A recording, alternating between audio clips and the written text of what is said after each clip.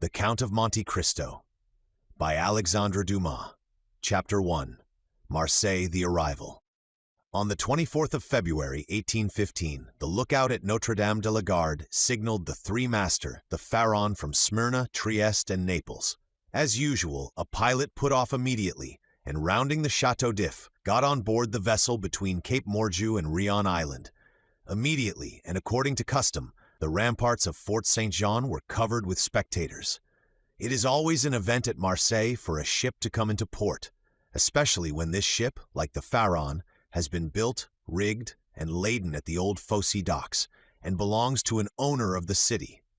The ship drew on and had safely passed the strait, which some volcanic shock has made between the Calasarein and Jaros Islands, had doubled Pomègue, and approached the harbor under topsails, jib, and spanker, but so slowly and sedately that the idlers, with that instinct which is the forerunner of evil, asked one another what misfortune could have happened on board. However, those experienced in navigation saw plainly that if any accident had occurred, it was not to the vessel herself, for she bore down with all the evidence of being skillfully handled, the anchor a cockbill, the jib-boom guys already eased off, and standing by the side of the pilot, who was steering the Pharaon towards the narrow entrance of the inner port, was a young man who, with activity and vigilant eye, watched every motion of the ship and repeated each direction of the pilot. The vague disquietude which prevailed among the spectators had so much affected one of the crowd that he did not await the arrival of the vessel in harbor, but jumping into a small skiff, desired to be pulled alongside the Pharaon, which he reached as she rounded into La Reserve Basin. When the young man on board saw this person approach, he left his station by the pilot, and hat in hand leaned over the ship's bulwarks. He was a fine, tall, slim young fellow of 18 or 20, with black eyes, and hair as dark as a raven's wing, and his whole appearance bespoke that calmness and resolution peculiar to men accustomed from their cradle to contend with danger. "Ah, is it you, Dantes?" cried the man in the skiff. "What's the matter, and why have you such an air of sadness aboard?" "A great misfortune, mon Morel," replied the young man. "A great misfortune, for me especially. Off Civitavecchia we lost our brave Captain Leclerc." "And the cargo?" inquired the owner eagerly.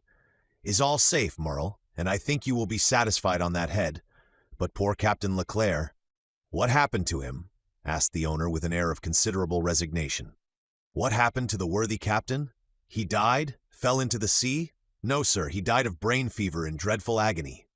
Then turning to the crew, he said, "Bear a hand there to take in sail."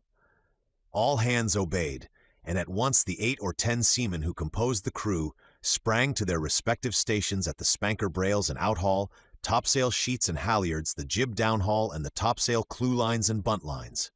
The young sailor gave a look to see that his orders were promptly and accurately obeyed, and then turned again to the owner.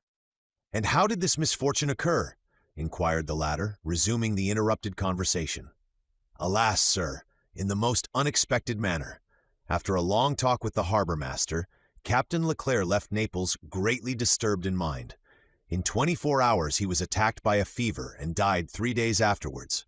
We performed the usual burial service, and he is at his rest, sewn up in his hammock with a 36-pound shot at his head and his heels, off El Giglio Island.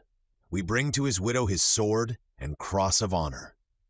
It was worthwhile, truly," added the young man with a melancholy smile, "to make war against the English for 10 years, and to die in his bed at last, like everybody else." "Why, you see, Edmund," replied the owner, who appeared more comforted at every moment, "we are all mortal, and the old must make way for the young. If not, why, there would be no promotion. And since you assure me that the cargo is all safe and sound, Ems Morel, take my word for it, and I advise you not to take 25,000 francs for the profits of the voyage." Then, as they were just passing the round tower, the young man shouted, "Stand by there to lower the topsails and jib, brail up the spanker." The order was executed as promptly as it would have been on board a man of war. "Let go, and clew up."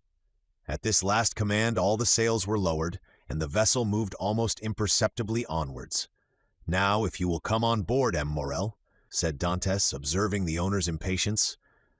"Here is your supercargo, Danglars, coming out of his cabin. who will furnish you with every particular. As for me, I must look after the anchoring and dress the ship in mourning." The owner did not wait for a second invitation. He seized a rope which Dantes flung to him, and with an activity that would have done credit to a sailor, climbed up the side of the ship, while the young man, going to his task, left the conversation to Danglars, who now came towards the owner. He was a man of 25 or 26 years of age, of unprepossessing countenance, obsequious to his superiors, insolent to his subordinates, and this, in addition to his position as responsible agent on board, which is always obnoxious to the sailors, made him as much disliked by the crew as Edmond Dantes was beloved by them.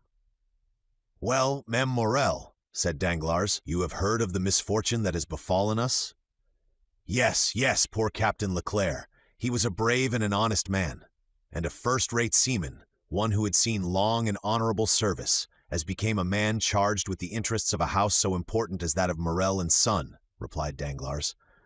"But," replied the owner, glancing after Dantes, who was watching the anchoring of his vessel, "it seems to me that a sailor needs not be so old as you say, Danglars, to understand his business, for our friend Edmond seems to understand it thoroughly, and not to require instruction from anyone." "Yes," said Danglars, darting at Edmond a look gleaming with hate. "Yes, he is young, and youth is invariably self-confident. Scarcely was the captain's breath out of his body when he assumed the command without consulting anyone, and he caused us to lose a day and a half at the island of Elba, instead of making for Marseilles direct." "As to taking command of the vessel," replied Morel, "that was his duty as captain's mate. As to losing a day and a half off the island of Elba, he was wrong, unless the vessel needed repairs." "The vessel was in as good condition as I am, and as I hope you are," answered Morel, "and this day and a half was lost from pure whim, for the pleasure of going ashore and nothing else." "Dantes," said the shipowner, turning towards the young man, "come this way." "In a moment, sir," answered Dantes, "and I'm with you." Then calling to the crew, he said, "Let go!" The anchor was instantly dropped, and the chain ran rattling through the porthole. Dantes continued at his post in spite of the presence of the pilot, until this maneuver was completed, and then he added, "Half-mast the colors and square the yards." "You see," said Danglars, "he fancies himself captain already, upon my word." "And so, in fact, he is," said the owner. "Accept your signature and your partner's, Meme Morel." "And why should he not have this?" asked the owner.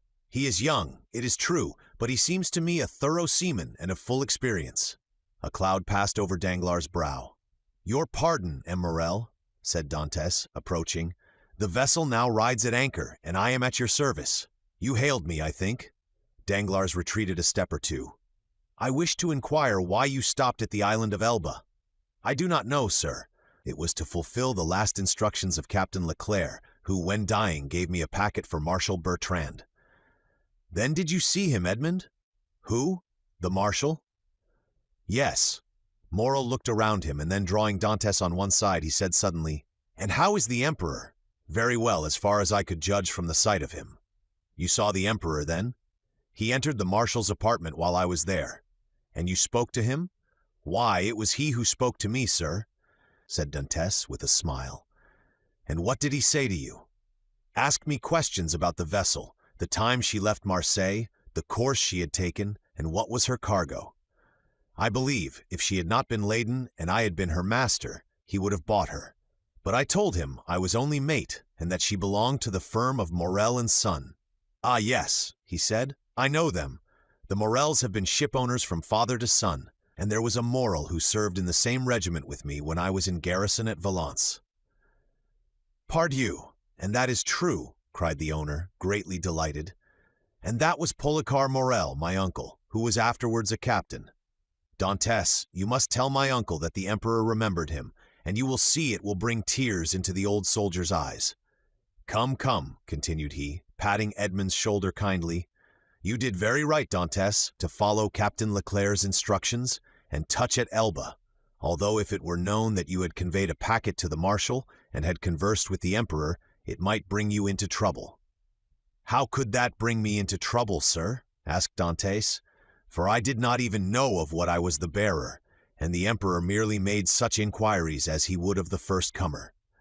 But, pardon me, Here are the health officers and the customs inspectors coming alongside." And the young man went to the gangway. As he departed, Danglars approached and said, "Well, it appears that he has given you satisfactory reasons for his landing at Porto Ferrajo?" "Yes, most satisfactory, my dear Danglars." "Well, so much the better," said the supercargo, "for it is not pleasant to think that a comrade has not done his duty." "Dantès has done his," replied the owner, "and that is not saying much. It was Captain Leclerc who gave orders for this delay." "Talking of Captain Leclerc, has not Dantès given you a letter from him?" "To me? No. Was there one?" "I believe that, besides the packet, Captain Leclerc confided a letter to his care." "Of what packet are you speaking, Danglars?"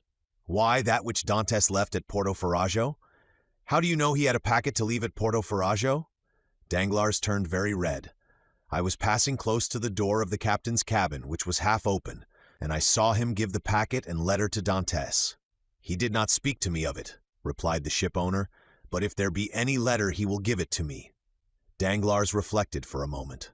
"Then, Mes Morel, I beg of you," said he, "not to say a word to Dantès on the subject. I may have been mistaken." At this moment the young man returned. Danglars withdrew. "Well, my dear Dantès, are you now free?" inquired the owner. "Yes, sir." "You have not been long detained?" "No. I gave the custom-house officers a copy of our bill of lading, and as to the other papers, they sent a man off with the pilot, to whom I gave them." "Then you have nothing more to do here?" "No, everything is all right now." "Then you can come and dine with me?" "I really must ask you to excuse me, Ms. Morel. My first visit is due to my father, though I am not the less grateful for the honor you have done me." "Right, Dantès, quite right. I always knew you were a good son." "And," inquired Dantès with some hesitation, "do you know how my father is?" "Well, I believe, my dear Edmond, though I have not seen him lately." "Yes, he likes to keep himself shut up in his little room. That proves at least that he is wanted for nothing during your absence." Dantès smiled. "My father is proud, sir, and if he had not a meal left, I doubt if he would have asked anything from anyone, except from heaven." "Well then, after this first visit has been made, we shall count on you." "I must again excuse myself, Ms. Morel, for after this first visit has been paid, I have another which I am most anxious to pay." "True, Dantès. I forgot that there was at the Catalans someone who expects you no less impatiently than your father, the lovely Mercédès." Dantès blushed. "Aha!" said the ship-owner. "I am not in the least surprised, for she has been to me 3 times, inquiring if there were any news of the Pharaon. Peste! Edmond, you have a very handsome mistress." "She is not my mistress," replied the young sailor gravely. "She is my betrothed." "Sometimes one and the same thing," said Morel with a smile. "Not with us, sir," replied Dantès. "Well, well, my dear Edmond," continued the owner, "don't let me detain you. You have managed my affairs so well that I ought to allow you all the time you require for your own. Do you want any money?" "No, sir. I have all my pay to take, nearly 3 months' wages." "You are a careful fellow, Edmond. Say I have a poor father, sir." "Yes, yes, I know how good a son you are, so now hasten away to see your father. I have a son too, and I should be very wroth with those who detained him from me after a 3 months' voyage." "Then I have your leave, sir?" "Yes, if you have nothing more to say to me." "Nothing." "Captain Leclerc did not, before he died, give you a letter for me?" "He was unable to write, sir. But that reminds me that I must ask your leave of absence for some days." "To get married?" "Yes, first, and then to go to Paris." "Very good. Have what time you require, Dantès. It will take quite 6 weeks to unload the cargo, and we cannot get you ready for sea until 3 months after that. Only be back again in 3 months for the Pharaon," added the owner, patting the young sailor on the back. "Cannot sail without her captain."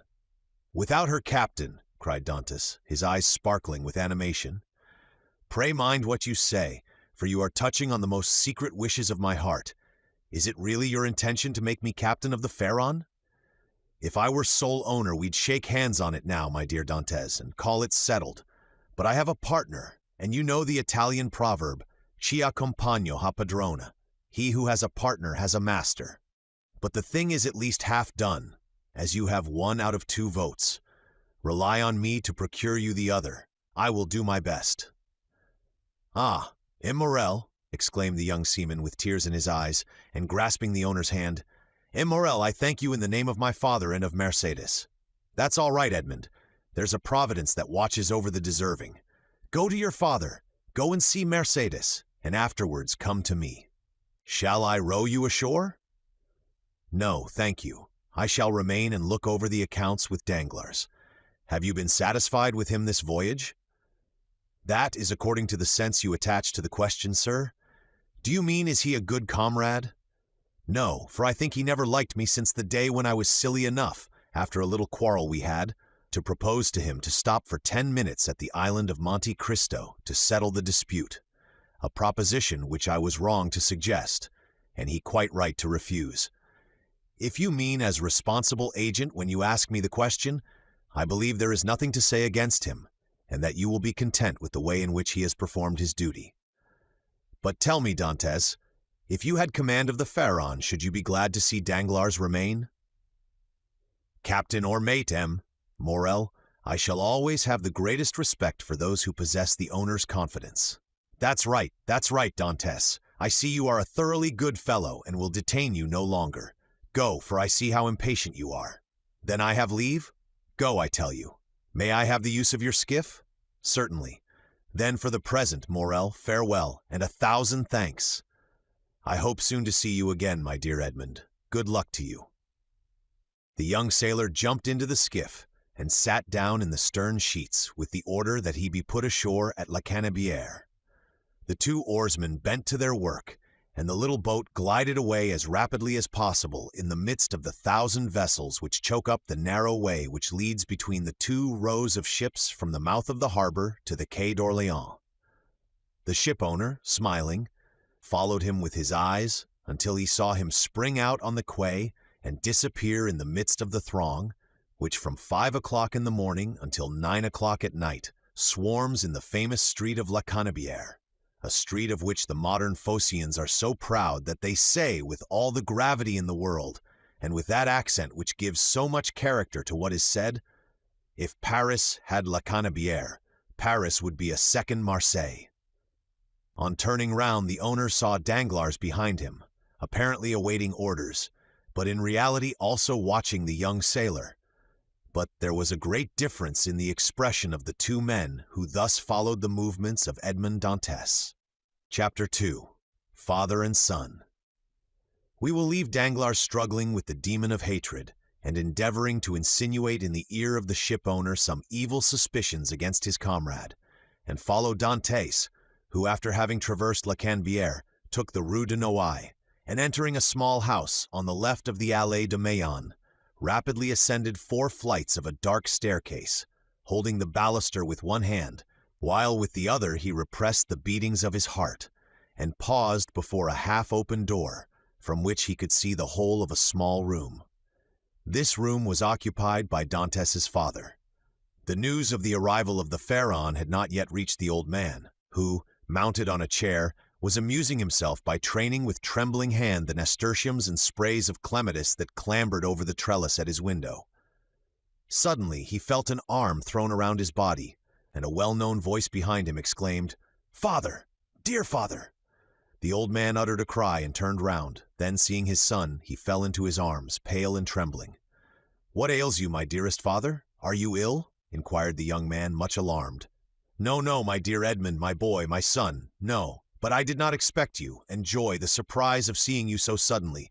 Ah, I feel as if I were going to die. Come, come, cheer up, my dear father. 'Tis I, really I! They say joy never hurts, and so I came to you without any warning. Come now, do smile, instead of looking at me so solemnly. Here I am back again, and we are going to be happy." "Yes, yes, my boy, so we will, replied the old man. "But how shall we be happy? Shall you never leave me again? Come, tell me all the good fortune that has befallen you." "God forgive me," said the young man, "for rejoicing at happiness derived from the misery of others, but, heaven knows, I did not seek this good fortune. It has happened, and I really cannot pretend to lament it. The good Captain Leclerc is dead, father, and it is probable that, with the aid of Morel, I shall have his place. Do you understand, father? Only imagine me a captain at 20, with 100 louis pay and a share in the profits. Is this not more than a poor sailor like me could have hoped for?" "Yes, my dear boy," replied the old man. "It is very fortunate. Well then, with the first money I touch, I mean you to have a small house, with a garden in which to plant clematis, nasturtiums, and honeysuckle. But what ails you, father? Are you not well?" "'Tis nothing, nothing. It will soon pass away." And as he said so, the old man's strength failed him, and he fell backwards. "Come, come," said the young man. "A glass of wine, father, will revive you. Where do you keep your wine?" "No, no, thanks. You need not look for it. I do not want it," said the old man. "Yes, yes, father. Tell me where it is." And he opened 2 or 3 cupboards. "It is no use," said the old man. "There is no wine." "What, no wine?" said Dantes, turning pale, and looking alternately at the hollow cheeks of the old man and the empty cupboards. "What, no wine? Have you wanted money, father?" "I want nothing now that I have you," said the old man. "Yet," stammered Dantes, wiping the perspiration from his brow, "yet I gave you 200 francs when I left, 3 months ago. Yes, yes, Edmond, that is true, but you forgot at that time a little debt to our neighbor Château. He reminded me of it, telling me if I did not pay for you, he would be paid by M. Morel, and so you see, lest he might do you an injury. Well? Why, I paid him." "But," cried Dantes, "it was 140 francs I owed Château." "Yes," stammered the old man. "And you paid him out of the 200 francs I left you?" The old man nodded. "So that you have lived for 3 months on 60 francs?" muttered Edmond. "You know how little I require," said the old man. "Heaven pardon me," cried Edmond, falling on his knees before his father. "What are you doing? You have wounded me to the heart." "Never mind it, for I see you once more," said the old man, "and now it's all over. Everything is all right again." "Yes, here I am," said the young man, "with a promising future and a little money. Here, father, here," he said. "Take this, take it, and send for something immediately." And he emptied his pockets on the table, the contents consisting of a dozen gold pieces, 5 or 6 5-franc pieces, and some smaller coin. The countenance of old Dantes brightened. "Whom does this belong to?" he inquired. "To me, to you, to us. Take it. Buy some provisions. Be happy, and tomorrow we shall have more." "Gently, gently," said the old man with a smile. "And by your leave, I will use your purse moderately, for they would say, if they saw me buy too many things at a time, that I had been obliged to await your return in order to be able to purchase them. Do as you please, but first of all, pray have a servant, father. I will not have you left alone so long. I have some smuggled coffee and most capital tobacco in a small chest in the hold, which you shall have tomorrow. But hush! Here comes somebody.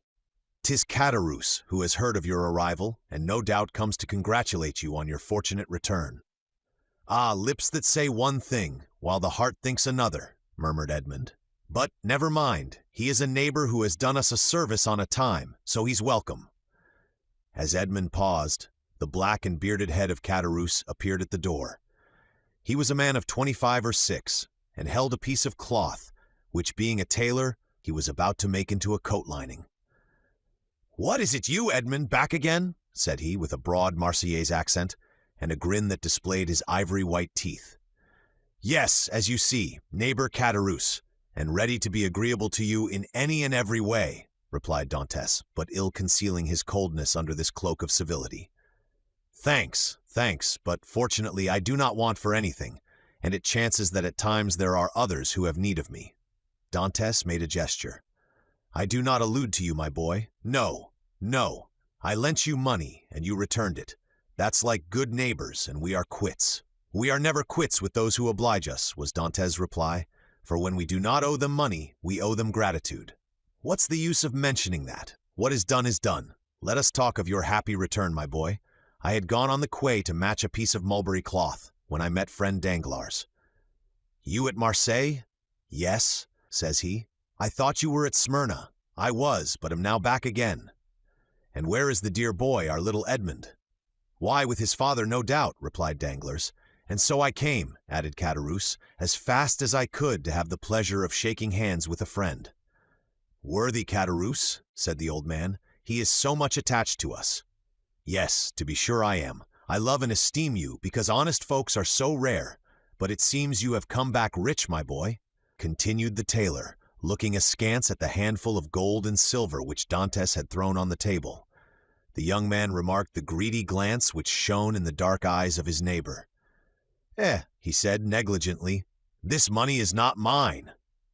I was expressing to my father my fears that he had wanted many things in my absence, and to convince me he emptied his purse on the table. "Come, father," added Dantes, "put this money back in your box, unless neighbor Caderousse wants anything, and in that case it is at his service." "No, my boy, no," said Caderousse. "I am not in any want. Thank God, my living is suited to my means. Keep your money. Keep it, I say. One never has too much. But at the same time, my boy, I am as much obliged by your offer as if I took advantage of it." "It was offered with good will," said Dantes. "No doubt, my boy, no doubt. Well, you stand well with him, Morel, I hear, you insinuating dog, you." "Morel has always been exceedingly kind to me," replied Dantes. "Then you were wrong to refuse to dine with him." "What, did you refuse to dine with him?" said old Dantes. "And did he invite you to dine?" "Yes, my dear father," replied Edmund, smiling at his father's astonishment at the excessive honor paid to his son. "And why did you refuse, my son?" inquired the old man. "That I might the sooner see you again, my dear father," replied the young man. "I was most anxious to see you." "But it must have vexed M. Morel, good worthy man," said Caderousse. "And when you are looking forward to be captain, it was wrong to annoy the owner."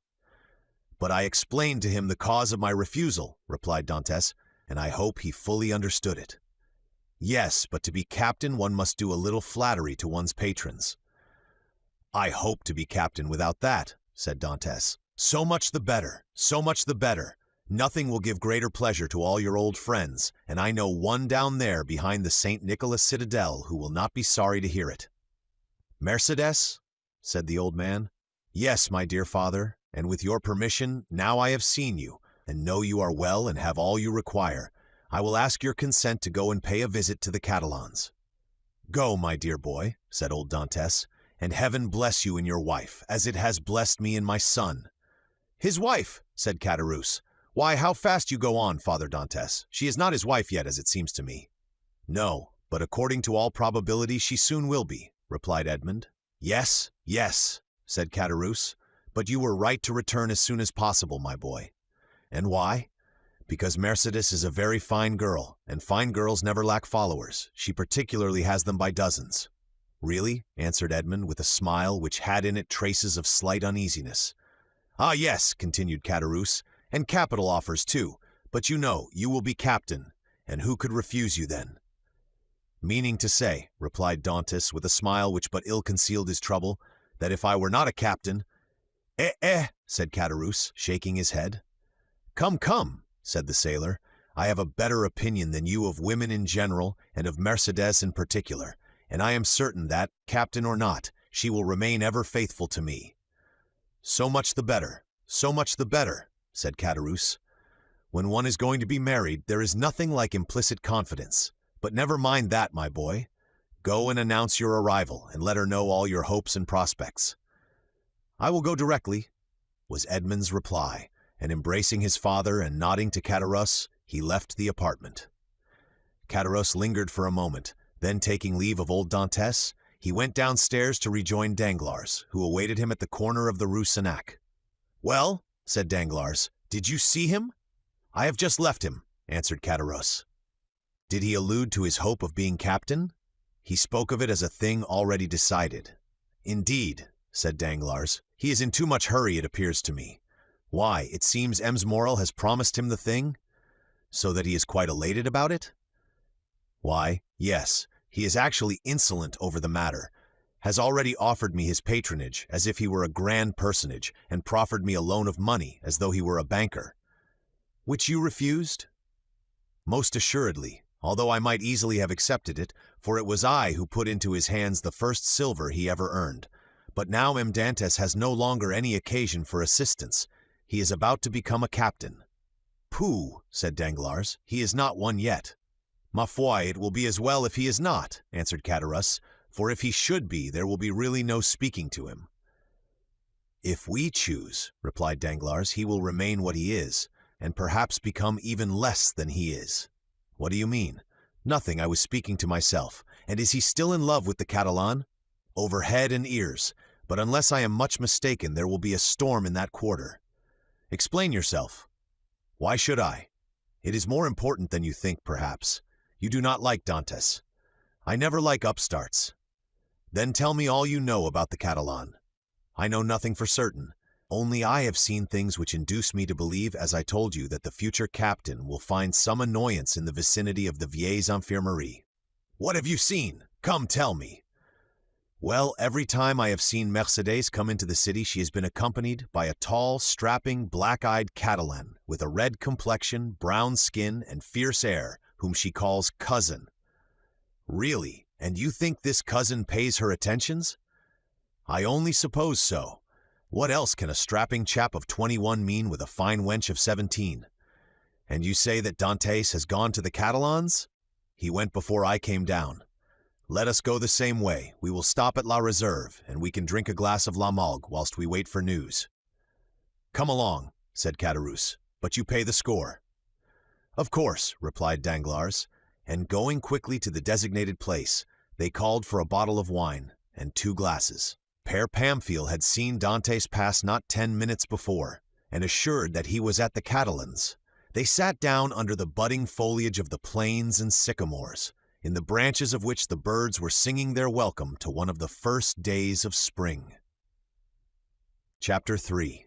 The Catalans. Beyond a bare, weather-worn wall, about 100 paces from the spot where the 2 friends sat looking and listening as they drank their wine, was the village of the Catalans. Long ago, this mysterious colony quitted Spain and settled on the tongue of land on which it is to this day. Whence it came no one knew, and it spoke an unknown tongue.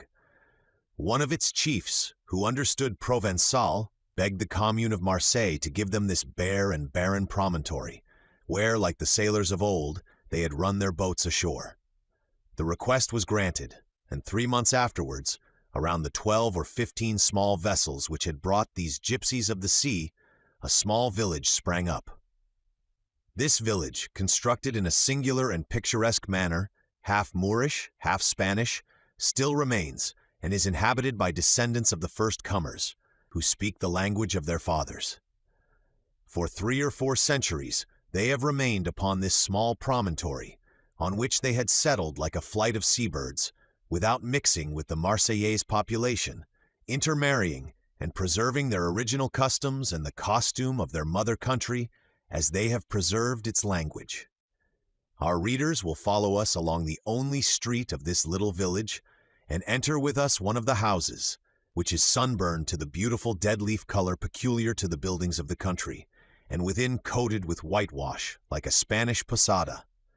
A young and beautiful girl, with hair as black as jet, her eyes as velvety as the gazelle's, was leaning with her back against the wainscot, rubbing in her slender, delicately molded fingers a bunch of heath blossoms, the flowers of which she was picking off and strewing on the floor.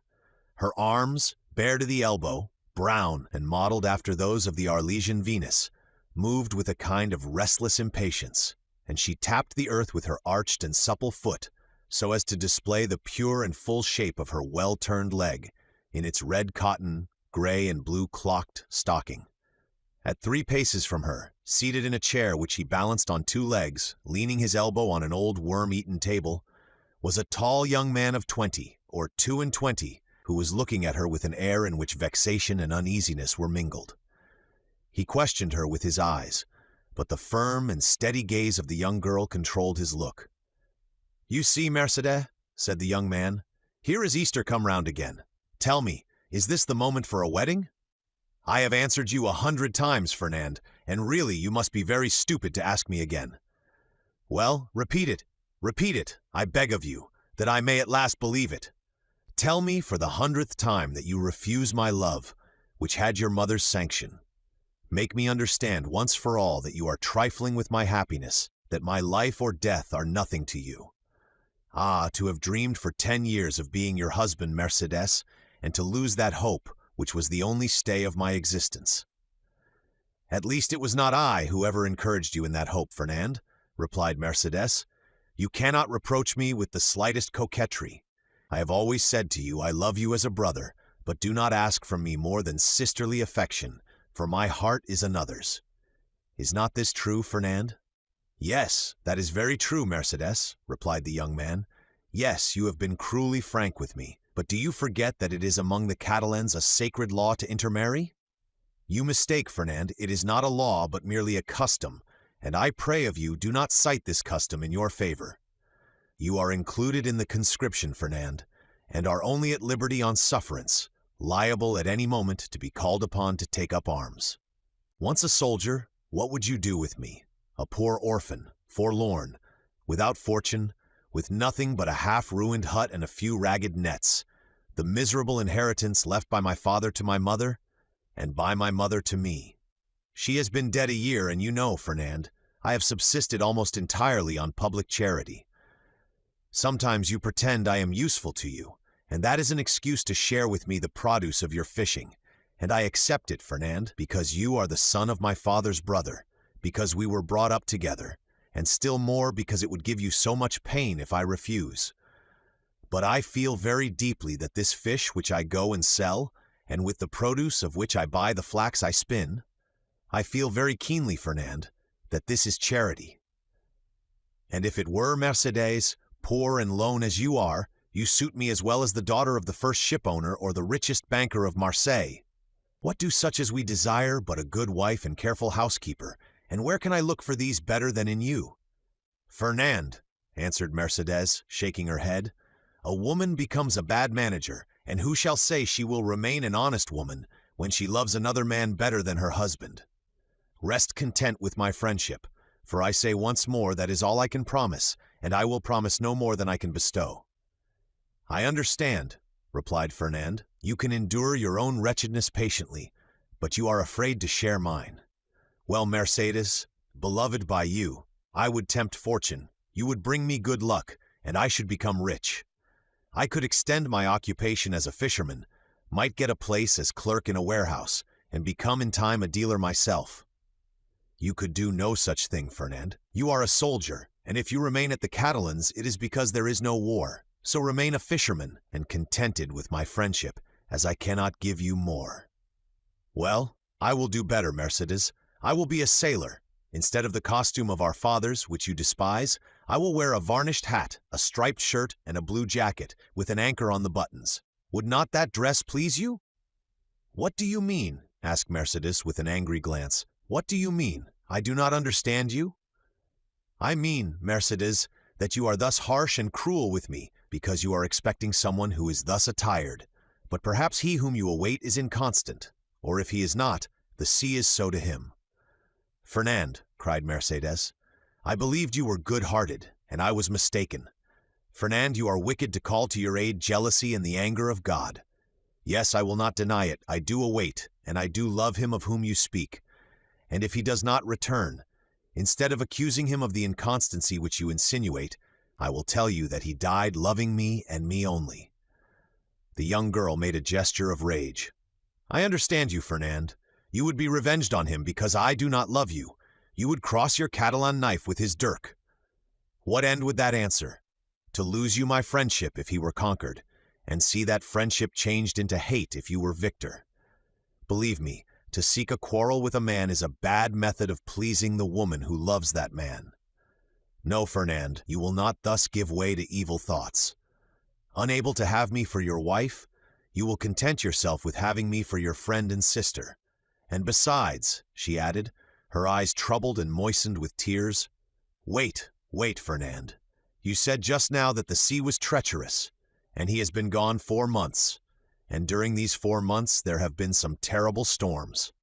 Fernand made no reply, nor did he attempt to check the tears which flowed down the cheeks of Mercédès, although for each of these tears he would have shed his heart's blood. But these tears flowed for another.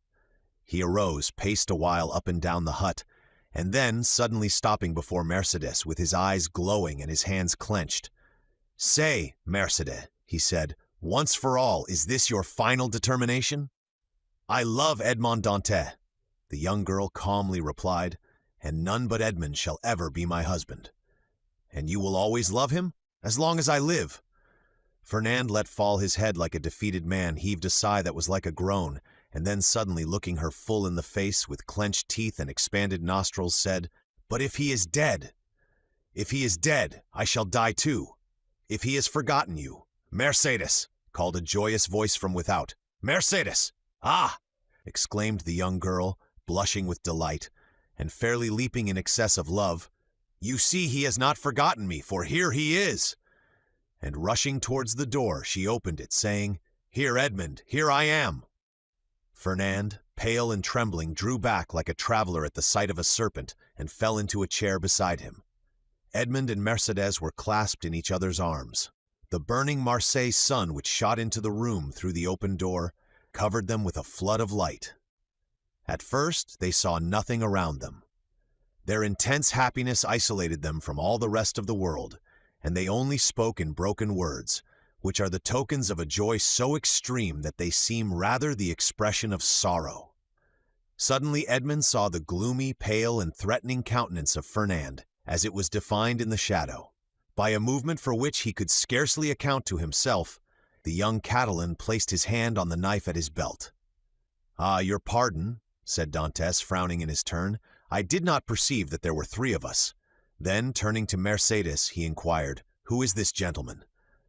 "One who will be your best friend, Dantes, for he is my friend, my cousin, my brother. It is Fernand, the man whom after you, Edmund, I love the best in the world.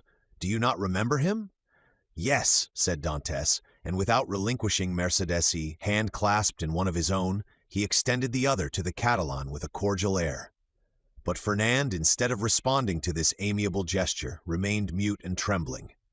Edmund then cast his eyes scrutinizingly at the agitated and embarrassed Mercedes, and then again on the gloomy and menacing Fernand. This look told him all, and his anger waxed hot. "I did not know, when I came with such haste to you, that I was to meet an enemy here." "An enemy!" cried Mercedes, with an angry look at her cousin. "An enemy in my house, do you say, Edmund? If I believed that, I would place my arm under yours and go with you to Marseilles, leaving the house to return to it no more." Fernand's eye darted lightning. "And should any misfortune occur to you, dear Edmund," she continued with the same calmness which proved to Fernand that the young girl had read the very innermost depths of his sinister thought, "if misfortune should occur to you, I would ascend the highest point of the Cape de Morgiou and cast myself headlong from it." Fernand became deadly pale. "But you are deceived, Edmund," she continued. "You have no enemy here. There is no one but Fernand, my brother, who will grasp your hand as a devoted friend." And at these words the young girl fixed her imperious look on the Catalan, who, as if fascinated by it, came slowly towards Edmund and offered him his hand. His hatred, like a powerless though furious wave, was broken against the strong ascendancy which Mercedes exercised over him. Scarcely, however, had he touched Edmund's hand when he felt he had done all he could do, and rushed hastily out of the house. "Oh!" he exclaimed, running furiously and tearing his hair. "Oh, who will deliver me from this man? Wretched, wretched that I am!" "Hullo, Catalan! Hullo, Fernand! Where are you running to?" exclaimed a voice. The young man stopped suddenly, looked around him, and perceived Caterus sitting at table with Danglars under an arbor. "Well," said Caterus, "why don't you come? Are you really in such a hurry that you have no time to pass the time of day with your friends?" "Particularly when they have still a full bottle before them," added Danglars. Fernand looked at them both with a stupefied air, but did not say a word. "He seems besotted," said Danglars, pushing Caterus with his knee. "Are we mistaken, and is Dantes triumphant in spite of all we have believed?" "Why, we must inquire into that," was Caterus's reply, and turning towards the young man, said, "Well, Catalan, can't you make up your mind?" Fernand wiped away the perspiration steaming from his brow, and slowly entered the arbor, whose shade seemed to restore somewhat of calmness to his senses, and whose coolness somewhat of refreshment to his exhausted body. "Good day," said he. "You called me, didn't you?" And he fell, rather than sat down, on one of the seats which surrounded the table. "I called you because you were running like a madman, and I was afraid you would throw yourself into the sea," said Caterus, laughing. "Why, when a man has friends, they are not only to offer him a glass of wine, but moreover to prevent his swallowing 3 or 4 pints of water unnecessarily." Fernand gave a groan which resembled a sob and dropped his head into his hands, his elbows leaning on the table. "Well, Fernand, I must say," said Caderousse, beginning the conversation with that brutality of the common people in which curiosity destroys all diplomacy, "you look uncommonly like a rejected lover." And he burst into a hoarse laugh. "Bah!" said Danglars, "a lad of his make was not born to be unhappy in love. You are laughing at him, Caderousse." "No," he replied, "only hark how he sighs. Come, come, Fernand," said Caderousse, "hold up your head and answer us. It's not polite not to reply to friends who ask news of your health." "My health is well enough," said Fernand, clenching his hands without raising his head. "Ah, you see, Danglars," said Caderousse, winking at his friend, "this is how it is. Fernand, whom you see here, is a good and brave Catalan, one of the best fishermen in Marseilles, and he is in love with a very fine girl named Mercédès. But it appears, unfortunately, that the fine girl is in love with the mate of the Pharaon, and as the Pharaon arrived today, why, you understand?" "No, I do not understand," said Danglars. "Poor Fernand has been dismissed," continued Caderousse. "Well, and what then?" said Fernand, lifting up his head and looking at Caderousse like a man who looks for someone on whom to vent his anger. "Mercédès is not accountable to any person, is she? Is she not free to love whomsoever she will?"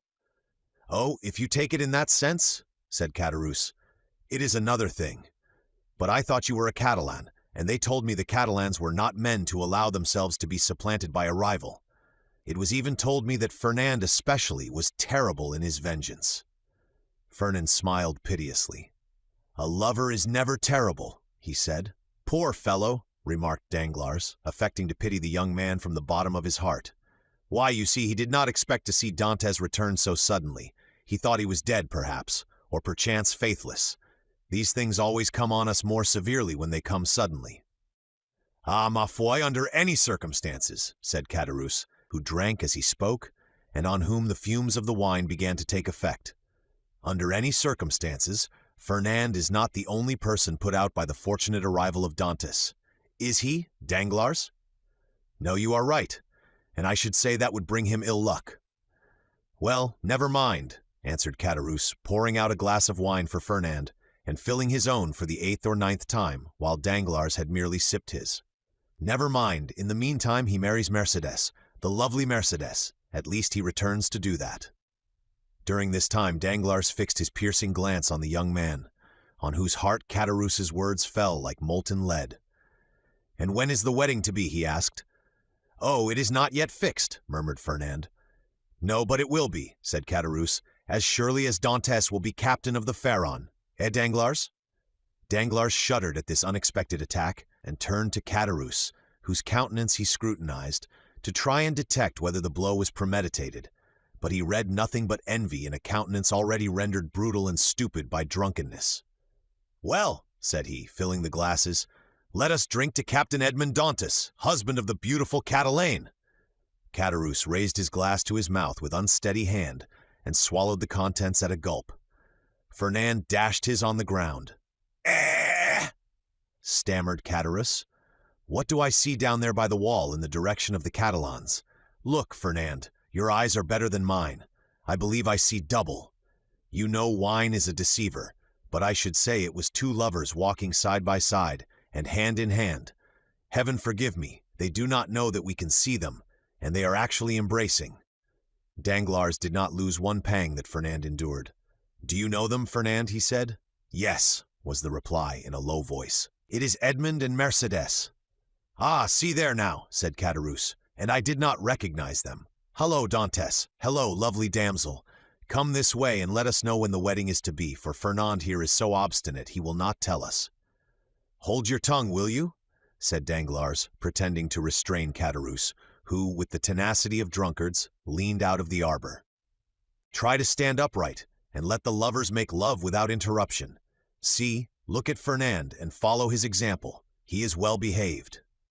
Fernand, probably excited beyond bearing, pricked by Danglars, as the bull is by the banderos, was about to rush out, for he had risen from his seat, and seemed to be collecting himself to dash headlong upon his rival, when Mercédès, smiling and graceful, lifted up her lovely head, and looked at them with her clear and bright eyes. At this, Fernand recollected her threat of dying if Edmund died, and dropped again heavily on his seat. Danglars looked at the two men, one after the other, the one brutalized by liquor, the other overwhelmed with love. "I shall get nothing from these fools," he muttered, "and I am very much afraid of being here between a drunkard and a coward. Here's an envious fellow making himself boozy on wine when he ought to be nursing his wrath, and here is a fool who sees the woman he loves stolen from under his nose and takes on like a big baby. Yet this Catalan has eyes that glisten like those of the vengeful Spaniards, Sicilians, and Calabrians, and the other has fists big enough to crush an ox at one blow. Unquestionably, Edmund's star is in the ascendant, and he will marry the splendid girl. He will be captain, too, and laugh at us all, unless a sinister smile passed over Danglars' lips. Unless I take a hand in the affair," he added. "Hullo," continued Caderousse, half rising, and with his fist on the table. "Hullo, Edmund, do you not see your friends, or are you too proud to speak to them?" "No, my dear fellow," replied Dantès, "I am not proud, but I am happy, and happiness blinds, I think, more than pride." "Ah, very well, that's an explanation," said Caderousse. "How do you do, Madame Dantès?" Mercédès courtesied gravely and said, "That is not my name, and in my country it bodes ill fortune, they say, to call a young girl by the name of her betrothed before he becomes her husband. So call me Mercédès, if you please." "We must excuse our worthy neighbor, Caderousse," said Dantès. "He is so easily mistaken." "So then, the wedding is to take place immediately, most Dantès," said Danglars, bowing to the young couple. "As soon as possible, Messieurs Danglars. Today all preliminaries will be arranged at my father's, and tomorrow, or next day at latest, the wedding festival here at La Réserve. My friends will be there, I hope. That is to say, you are invited, Monsieur Danglars, and you, Caderousse." "And Fernand," said Caderousse with a chuckle. "Fernand, too, is invited." "My wife's brother is my brother," said Edmund, "and we, Mercédès and I, should be very sorry if he were absent at such a time." Fernand opened his mouth to reply, but his voice died on his lips, and he could not utter a word. "Today the preliminaries, tomorrow or next day the ceremony. You are in a hurry, Captain." "Danglars," said Edmund, smiling, "I will say to you as Mercédès said just now to Caderousse, do not give me a title which does not belong to me. That may bring me bad luck." "Your pardon," replied Danglars. "I merely said you seemed in a hurry, and we have lots of time. The Pharaon cannot be under way again in less than 3 months." "We are always in a hurry to be happy, M. Danglars, for when we have suffered a long time, we have great difficulty in believing in good fortune. But it is not selfishness alone that makes me thus in haste. I must go to Paris." "Ah, really? To Paris? And will it be the first time you have ever been there, Dantès?" "Yes. Have you business there?" "Not of my own. The last commission of poor Captain Leclerc. You know to what I allude, Danglars. It is sacred. Besides, I shall only take the time to go and return." "Yes, yes, I understand," said Danglars, and then in a low tone he added, "To Paris, no doubt to deliver the letter which the Grand Marshal gave him." "Ah, this letter gives me an idea, a capital idea. Ah, Dantès, my friend, you are not yet registered number 1 on board the good ship Pharaon." Then turning towards Edmund, who was walking away, "A pleasant journey," he cried. "Thank you," said Edmund with a friendly nod, and the two lovers continued on their way, as calm and joyous as if they were the very elect of heaven. Chapter 4. Conspiracy. Danglars followed Edmund and Mercédès with his eyes until the two lovers disappeared behind one of the angles of Fort St. Nicholas. Then, turning round, he perceived Fernand, who had fallen, pale and trembling, into his chair, while Caderousse stammered out the words of a drinking song. "Well, my dear sir," said Danglars to Fernand, "here is a marriage which does not appear to make everybody happy." "It drives me to despair," said Fernand. "Do you then love Mercédès?" "I adore her, for as long as I have known her, always. And you sit there tearing your hair instead of seeking to remedy your condition. I did not think that was the way of your people." "What would you have me do?" said Fernand. "How do I know? Is it my affair? I am not in love with Mademoiselle Mercédès, but for you, in the words of the Gospel, seek and you shall find. I have found already. What? I would stab the man, but the woman told me that if any misfortune happened to her betrothed, she would kill herself. Pooh! Women say those things, but never do them. You do not know Mercédès. What she threatens she will do. Idiot, muttered Danglars. Whether she kill herself or not, what matter, provided Dantes is not captain? Before Mercedes should die, replied Fernand, with the accents of unshaken resolution, I would die myself. That's what I call love, said Caderousse with a voice more tipsy than ever. That's love, or I don't know what love is. Come, said Danglars, you appear to me a good sort of fellow, and hang me. I should like to help you, but— Yes, said Caderousse, but how? My dear fellow, replied Danglars, you are 3 parts drunk. Finish the bottle, and you will be completely so. Drink then, and do not meddle with what we are discussing, for that requires all one's wit and cool judgment. I, drunk, said Caderousse.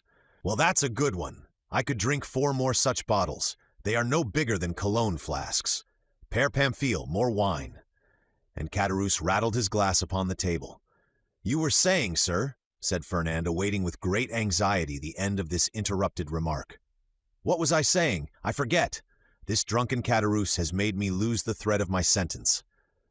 Drunk, if you like, so much the worse for those who fear wine, for it is because they have bad thoughts, which they are afraid the liquor will extract from their hearts. And Caderousse began to sing the 2 last lines of a song very popular at the time. Tous les méchants sont buveurs d'eau. C'est bien prouvé par le déluge. You said, sir, you would like to help me, but— Yes, but I added, to help you, it would be sufficient that Dantes did not marry her you love, and the marriage may easily be thwarted, methinks, and yet Dantes need not die.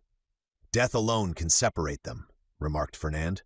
You talk like a noodle, my friend, said Caderousse, and here is Danglars, who is a wide-awake, clever, deep fellow, who will prove to you that you are wrong. Prove it, Danglars. I have answered for you. Say there is no need why Dantes should die. It would indeed be a pity he should. Dantes is a good fellow. I like Dantes. Dantes, your health. Fernand rose impatiently. Let him run on, said Danglars, restraining the young man. Drunk as he is not much out in what he says. Absence severs as well as death, and if the walls of a prison were between Edmond and Mercedes, they would be as effectually separated as if he lay under a tombstone. Yes, but one gets out of prison, said Caderousse, who, with what sense was left him, listened eagerly to the conversation. And when one gets out, and one's name is Edmond Dantes, one seeks revenge. What matters that? Muttered Fernand. And why, I should like to know, persisted Caderousse. Should they put Dantes in prison? He has neither robbed, nor killed, nor murdered. Hold your tongue, said Danglars. I won't hold my tongue, replied Caderousse. I say I want to know why they should put Dantes in prison. I like Dantes. Dantes, your health! And he swallowed another glass of wine. Danglars saw in the muddled look of the tailor the progress of his intoxication, and turning towards Fernand said, Well, you understand there is no need to kill him. Certainly not, if, as you said just now, you have the means of having Dantes arrested. Have you that means? It is to be found for the searching. But why should I meddle in the matter? It is no affair of mine. I know not why you meddle, said Fernand, seizing his arm, but this I know, you have some motive of personal hatred against Dantes, for he who himself hates is never mistaken in the sentiments of others. Aye, motives of hatred against Dantes? None, on my word. I saw you were unhappy, and your unhappiness interested me. That's all. But since you believe I act for my own account, adieu, my dear friend. Get out of the affair as best you may. And Danglars rose as if he meant to depart. No, no, said Fernand, restraining him. Stay. It is of very little consequence to me at the end of the matter whether you have any angry feeling or not against Dantes. I hate him. I confess it openly. Do you find the means, I will execute it, provided it is not to kill the man, for Mercedes has declared she will kill herself if Dantes is killed. Caderousse, who had let his head drop on the table, now raised it, and looking at Fernand with his dull and fishy eyes, he said, Kill Dantes! Who talks of killing Dantes? I won't have him killed, I won't. He's my friend, and this morning offered to share his money with me, as I shared mine with him. I won't have Dantes killed. I won't. And who has said a word about killing him, muddlehead? Replied Danglars. We were merely joking. Drink to his health, he added, filling Caderousse's glass, and do not interfere with us. Yes, yes, Dante's good health, said Caderousse, emptying his glass. Here's to his health, his health. Hurrah! But the means, said Fernand. Have you not hit upon any? Asked Danglars. No. You undertook to do so. True, replied Danglars. The French have the superiority over the Spaniards, that the Spaniards ruminate while the French invent. Do you invent then? Said Fernand impatiently. Waiter, said Danglars. Pen, ink, and paper. Pen, ink, and paper, muttered Fernand. Yes, I am a supercargo. Pen, ink, and paper are my tools, and without my tools I am fit for nothing. Pen, ink, and paper, then, called Fernand loudly. There's what you want on that table, said the waiter. Bring them here. The waiter did as he was desired. When one thinks, said Caderousse, letting his hand drop on the paper, there is here wherewithal to kill a man more sure than if we waited at the corner of a wood to assassinate him. I have always had more dread of a pen, a bottle of ink, and a sheet of paper than of a sword or pistol. The fellow is not so drunk as he appears to be, said Danglars. Give him some more wine, Fernand. Fernand filled Caderousse's glass, who, like the confirmed toper he was, lifted his hand from the paper and seized the glass. The Catalan watched him until Caderousse, almost overcome by this fresh assault on his senses, rested, or rather dropped, his glass upon the table. Well, resumed the Catalan, as he saw the final glimmer of Caderousse's reason vanishing before the last glass of wine. Well, then I should say, for instance, resumed Danglars, that if after a voyage such as Dantes has just made, in which he touched at the island of Elba, someone were to denounce him to the king's procureur as a Bonapartist agent. I will denounce him, exclaimed the young man hastily. Yes, but they will make you then sign your declaration, and confront you with him you have denounced. I will supply you with the means of supporting your accusation, for I know the fact well. But Dantes cannot remain forever in prison, and one day or other he will leave it, and the day when he comes out, woe betide him who is the cause of his incarceration. Oh, I should wish nothing better than that he would come and seek a quarrel with me. Yes, and Mercédès, who will detest you if you have only the misfortune to scratch the skin of her dearly beloved Edmond. True, said Fernand. No, continued Danglars. If we resolve on such a step, it would be much better to take, as I now do, this pen, dip it into this ink, and write with the left hand, that the writing may not be recognized, the denunciation we propose. And Danglars, uniting practice with theory, wrote with his left hand, and in a writing reversed from his usual style, and totally unlike it, the following lines which he handed to Fernand, and which Fernand read in an undertone. The Honorable, the King's Attorney, is informed by a friend of the throne and religion that one Edmond Dantes, mate of the ship Pharaon, arrived this morning from Smyrna, after having touched at Naples and Porto Ferrajo, has been entrusted by Murat with a letter for the usurper, and by the usurper with a letter for the Bonapartist committee in Paris. Proof of this crime will be found on arresting him, for the letter will be found upon him, or at his father's, or in his cabin on board the Pharaon. Very good, resumed Danglars. Now your revenge looks like common sense, for in no way can it revert to yourself, and the matter will thus work its own way. There is nothing to do now but fold the letter as I am doing, and write upon it, to the King's Attorney, and that's all settled. And Danglars wrote the address as he spoke. Yes, and that's all settled, exclaimed Caderousse, who, by a last effort of intellect, had followed the reading of the letter, and instinctively comprehended all the misery which such a denunciation must entail. Yes, and that's all settled, only it will be an infamous shame. And he stretched out his hand to reach the letter. Yes, said Danglars, taking it from beyond his reach, and as what I say and do is merely in jest, and I, amongst the first and foremost, should be sorry if anything happened to Dantes, the worthy Dantes, look here. And taking the letter, he squeezed it up in his hands and threw it into a corner of the arbor. All right, said Caderousse. Dantes is my friend, and I won't have him ill-used. And who thinks of using him ill? Certainly neither I nor Fernand, said Danglars, rising and looking at the young man, who still remained seated, but whose eye was fixed on the denunciatory sheet of paper flung into the corner. In this case, replied Caderousse, let's have some more wine. I wish to drink to the health of Edmond and the lovely Mercédès. You have had too much already, drunkard, said Danglars, and if you continue, you will be compelled to sleep here, because unable to stand on your legs. I? said Catalans, rising with all the offended dignity of a drunken man. "I can't keep on my legs? Why, I'll wager I can go up into the belfry of the Écoules, and without staggering, too." "Done," said Danglars. "I'll take your bet. But today it is time to return. Give me your arm and let us go." "Very well, let us go," said Catalans, "but I don't want your arm at all. Come, Fernand, won't you return to Marseilles with us?" "No," said Fernand.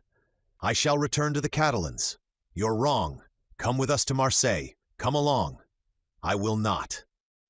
"What do you mean, you will not? Well, just as you like, my prince. There's liberty for all the world. Come along, Danglars, and let the young gentleman return to the Catalans if he chooses." Danglars took advantage of Caderousse's temper at the moment to take him off towards Marseilles by the Porte Saint-Victor, staggering as he went. When they had advanced about 20 yards, Danglars looked back and saw Fernand stoop, pick up the crumpled paper, and putting it into his pocket, then rush out of the arbor towards Pilon. "Well," said Caderousse, "why, what a lie he told! He said he was going to the Catalans, and he is going to the city. Hullo, Fernand, you are coming, my boy." "Oh, you don't see straight," said Danglars. "He's gone right by the road to the Vieilles Infirmeries." "Well," said Caderousse, "I should have sworn that he turned to the right. How treacherous wine is!" "Come, come," said Danglars to himself. "Now the thing is at work, and it will effect its purpose unassisted." Chapter 5. The Marriage Feast. The morning sun rose clear and resplendent, touching the foamy waves into a network of ruby-tinted light. The feast had been made ready on the second floor at La Réserve, with whose arbor the reader is already familiar. The apartment destined for the purpose was spacious and lighted by a number of windows, over each of which was written in golden letters for some inexplicable reason the name of one of the principal cities of France. Beneath these windows, a wooden balcony extended the entire length of the house. And although the entertainment was fixed for 12 o'clock, an hour previous to that time the balcony was filled with impatient and expectant guests, consisting of the favored part of the crew of the Pharaon and other personal friends of the bridegroom, the whole of whom had arrayed themselves in their choicest costumes in order to do greater honor to the occasion. Various rumors were afloat to the effect that the owners of the Pharaon had promised to attend the nuptial feast, but all seemed unanimous in doubting that an act of such rare and exceeding condescension could possibly be intended. Danglars, however, who now made his appearance, accompanied by Caderousse, effectually confirmed the report, stating that he had recently conversed with M. Morrel, who had himself assured him of his intention to dine at La Réserve. In fact, a moment later, M. Morrel appeared and was saluted with an enthusiastic burst of applause from the crew of the Pharaon, who hailed the visit of the shipowner as a sure indication that the man whose wedding feast he thus delighted to honor would ere long be first in command of the ship. And as Dante was universally beloved on board his vessel, the sailors put no restraint on their tumultuous joy at finding that the opinion and choice of their superiors so exactly coincided with their own. With the entrance of M. Morrel, Danglars and Caderousse were dispatched in search of the bridegroom to convey to him the intelligence of the arrival of the important personage whose coming had created such a lively sensation, and to beseech him to make haste. Danglars and Caderousse set off upon their errand at full speed, but ere they had gone many steps they perceived a group advancing towards them, composed of the betrothed pair, a party of young girls in attendance on the bride, by whose side walked Dante's father, the whole brought up by Fernand, whose lips wore their usual sinister smile. Neither Mercédès nor Edmond observed the strange expression of his countenance. They were so happy that they were conscious only of the sunshine and the presence of each other. Having acquitted themselves of their errand and exchanged a hearty shake of the hand with Edmond, Danglars and Caderousse took their places beside Fernand and old Dantès, the latter of whom attracted universal notice. The old man was attired in a suit of glistening watered silk, trimmed with steel buttons, beautifully cut and polished. His thin but wiry legs were arrayed in a pair of richly embroidered clocked stockings, evidently of English manufacture, while from his three-cornered hat depended a long streaming knot of white and blue ribbons. Thus he came along, supporting himself on a curiously carved stick, his aged countenance lit up with happiness, looking for all the world like one of the aged dandies of 1796, parading the newly opened gardens of the Luxembourg and Tuileries. Beside him glided Catalans, whose desire to partake of the good things provided for the wedding party had induced him to become reconciled to the Dantes, father and son, although there still lingered in his mind a faint and unperfect recollection of the events of the preceding night, just as the brain retains on waking in the morning the dim and misty outline of a dream. As Danglars approached the disappointed lover, he cast on him a look of deep meaning, while Fernand, as he slowly paced behind the happy pair, who seemed in their own unmixed content to have entirely forgotten that such a being as himself existed, was pale and abstracted. Occasionally, however, a deep flush would overspread his countenance, and a nervous contraction distort his features, while with an agitated and restless gaze, he would glance in the direction of Marseilles, like one who either anticipated or foresaw some great and important event. Dantes himself was simply, but becomingly, clad in the dress peculiar to the merchant service, a costume somewhat between a military and a civil garb, and with his fine countenance, radiant with joy and happiness, a more perfect specimen of manly beauty could scarcely be imagined. Lovely as the Greek girls of Cyprus or Chios, Mercédès boasted the same bright flashing eyes of jet and ripe, round, coral lips. She moved with the light, free step of an Arlésienne or an Andalusian. One more practiced in the arts of great cities would have hid her blushes beneath a veil, or at least have cast down her thickly fringed lashes, so as to have concealed the liquid luster of her animated eyes. But, on the contrary, the delighted girl looked around her with a smile that seemed to say, "If you are my friends, rejoice with me, for I am very happy." As soon as the bridal party came in sight of La Réserve, Mingo Morel descended and came forth to meet it, followed by the soldiers and sailors there assembled, to whom he had repeated the promise already given, that Dante should be the successor to the late Captain Leclerc. Edmond, at the approach of his patron, respectfully placed the arm of his affianced bride within that of Morel, who, forthwith conducting her up the flight of wooden steps leading to the chamber in which the feast was prepared, was gaily followed by the guests, beneath whose heavy tread the slight structure creaked and groaned for the space of several minutes. "Father," said Mercédès, stopping when she had reached the center of the table, "sit, I pray you, on my right hand.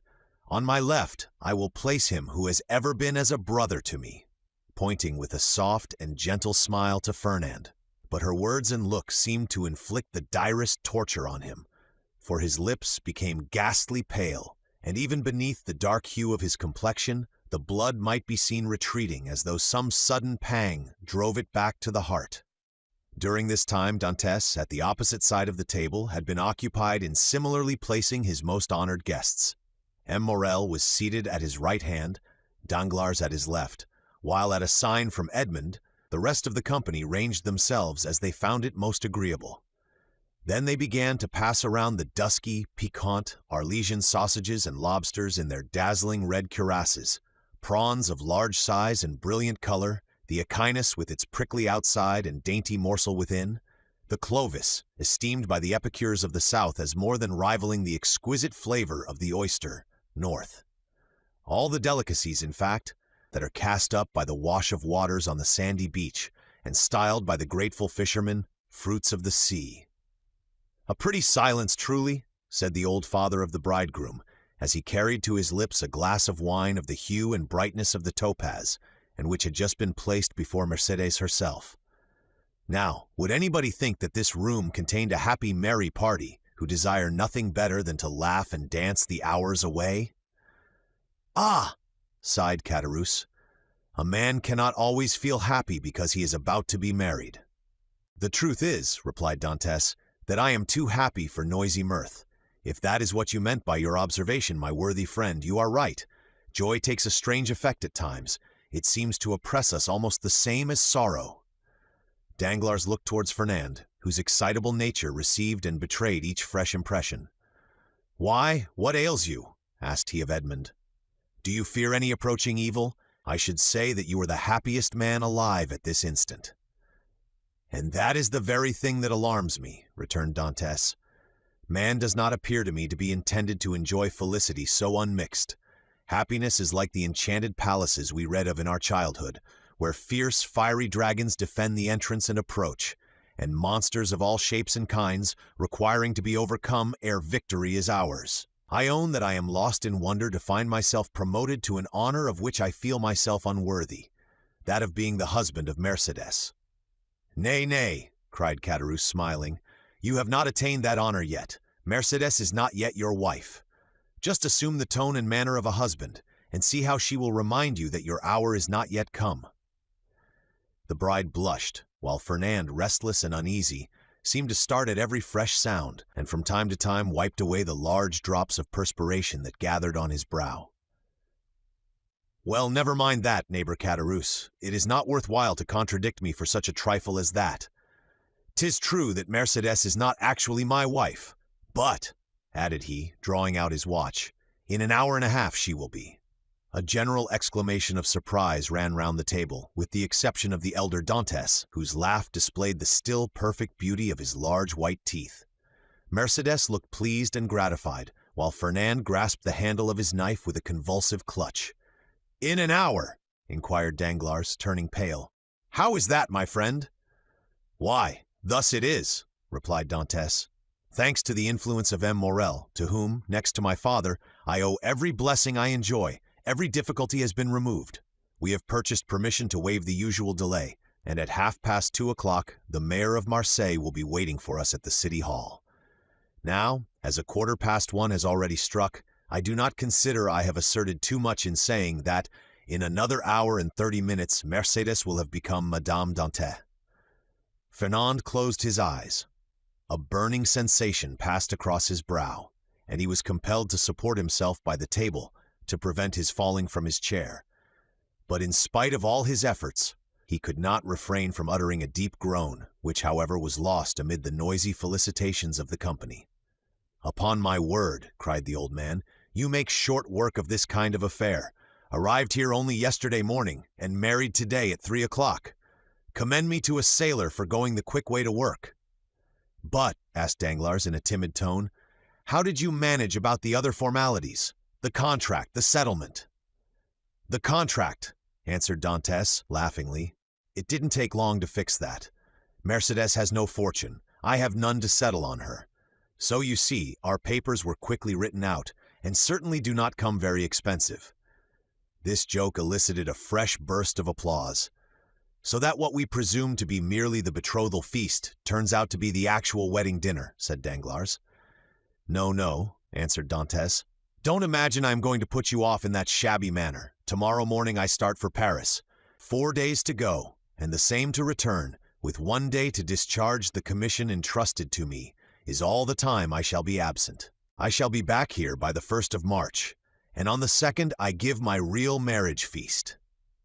This prospect of fresh festivity redoubled the hilarity of the guests to such a degree that the elder Dantes, who at the commencement of the repast had commented upon the silence that prevailed, now found it difficult, amid the general din of voices, to obtain a moment's tranquillity in which to drink to the health and prosperity of the bride and bridegroom.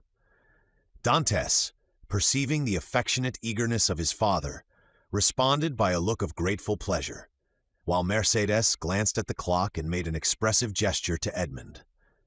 Around the table reigned that noisy hilarity which usually prevails at such a time among people sufficiently free from the demands of social position not to feel the trammels of etiquette. Such as at the commencement of the repast had not been able to seat themselves according to their inclination rose unceremoniously and sought out more agreeable companions. Everybody talked at once, without waiting for a reply, and each one seemed to be contented with expressing his or her own thoughts. Fernand's paleness appeared to have communicated itself to Danglars. As for Fernand himself, he seemed to be enduring the tortures of the damned. Unable to rest, he was among the first to quit the table, and as though seeking to avoid the hilarious mirth that rose in such deafening sounds, he continued, in utter silence, to pace the farther end of the salon. Caderousse approached him just as Danglars, whom Fernand seemed most anxious to avoid, had joined him in a corner of the room. "Upon my word," said Caderousse, from whose mind the friendly treatment of Dantès, united with the effect of the excellent wine he had partaken of, had effaced every feeling of envy or jealousy at Dantès' good fortune, "upon my word, Dantès is a downright good fellow, and when I see him sitting there beside his pretty wife that is so soon to be, I cannot help thinking it would have been a great pity to have served him that trick you were planning yesterday." "Oh, there was no harm meant," answered Danglars. "At first I certainly did feel somewhat uneasy as to what Fernand might be tempted to do, but when I saw how completely he had mastered his feelings, even so far as to become one of his rival's attendants, I knew there was no further cause for apprehension." Caderousse looked full at Fernand. He was ghastly pale. "Certainly," continued Danglars, "the sacrifice was no trifling one when the beauty of the bride is concerned. Upon my soul, that future captain of mine is a lucky dog. Gad, I only wish he would let me take his place." "Shall we not set forth?" asked the sweet, silvery voice of Mercédès. "2 o'clock has just struck, and you know we are expected in a quarter of an hour."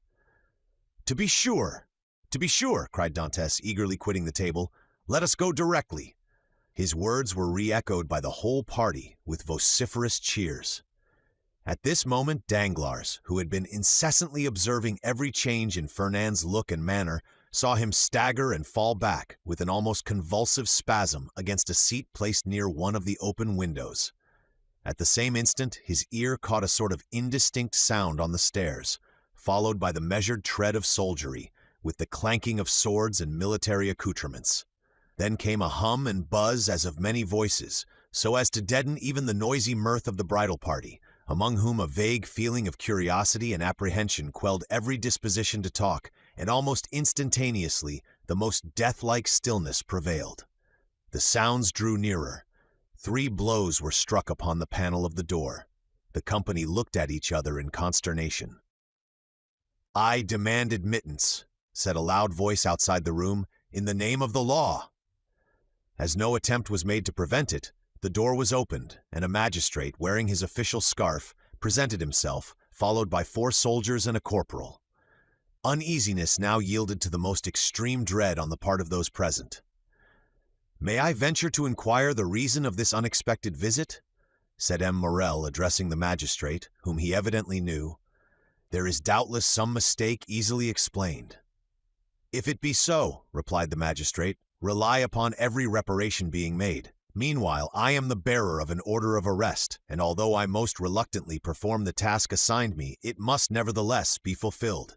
Who among the persons here assembled answers to the name of Edmond Dantès?" Every eye was turned towards the young man who, spite of the agitation he could not but feel, advanced with dignity, and said, in a firm voice, "I am he. What is your pleasure with me?" "Edmond Dantès," replied the magistrate, "I arrest you in the name of the law." "Me," repeated Edmond, slightly changing color, "and wherefore, I pray?" "I cannot inform you, but you will be duly acquainted with the reasons that have rendered such a step necessary at the preliminary examination." Ems Morrel felt that further resistance or remonstrance was useless. He saw before him an officer delegated to enforce the law, and perfectly well knew that it would be as unavailing to seek pity from a magistrate decked with his official scarf as to address a petition to some cold marble effigy. Old Dantès, however, sprang forward. There are situations which the heart of a father or a mother cannot be made to understand. He prayed and supplicated in terms so moving that even the officer was touched, and although firm in his duty, he kindly said, "My worthy friend, let me beg of you to calm your apprehensions. Your son has probably neglected some prescribed form or attention in registering his cargo, and it is more than probable he will be set at liberty directly he has given the information required, whether touching the health of his crew or the value of his freight." "What is the meaning of all this?" inquired Caderousse frowningly of Danglars, who had assumed an air of utter surprise. "How can I tell you?" replied he. "I am, like yourself, utterly bewildered at all that is going on, and cannot in the least make out what it is about." Caderousse then looked around for Fernand, but he had disappeared. The scene of the previous night now came back to his mind with startling clearness. The painful catastrophe he had just witnessed appeared effectually to have rent away the veil which the intoxication of the evening before had raised between himself and his memory. "So, said he, in a hoarse and choking voice to Danglars. "This, then, I suppose, is a part of the trick you were concerting yesterday? All I can say is, that if it be so, 'tis an ill turn and well deserves to bring double evil on those who have projected it." "Nonsense," returned Danglars. "I tell you again I have nothing whatever to do with it. Besides, you know very well that I tore the paper to pieces." "No, you did not," answered Caderousse. "You merely threw it by. I saw it lying in a corner." "Hold your tongue, you fool. What should you know about it? Why, you were drunk." "Where is Fernand?" inquired Caderousse. "How do I know?" replied Danglars. "Gone, as every prudent man ought to be, to look after his own affairs, most likely. Never mind where he is. Let you and I go and see what is to be done for our poor friends."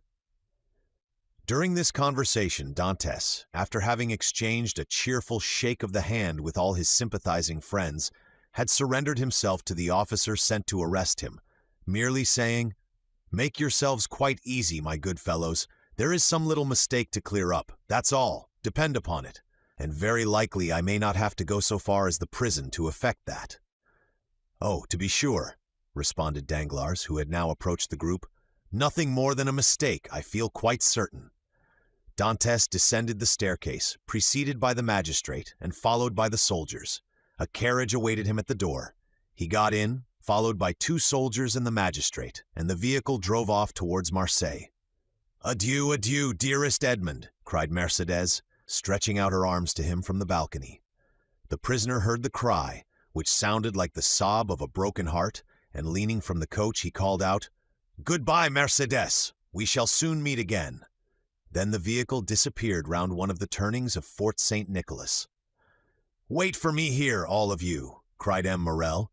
"I will take the first conveyance I find, and hurry to Marseilles, whence I will bring you word how all is going on." "That's right!" exclaimed a multitude of voices. "Go and return as quickly as you can." This second departure was followed by a long and fearful state of terrified silence on the part of those who were left behind. The old father and Mercédès remained for some time apart, each absorbed in grief, but at length the 2 poor victims of the same blow raised their eyes, and with a simultaneous burst of feeling rushed into each other's arms.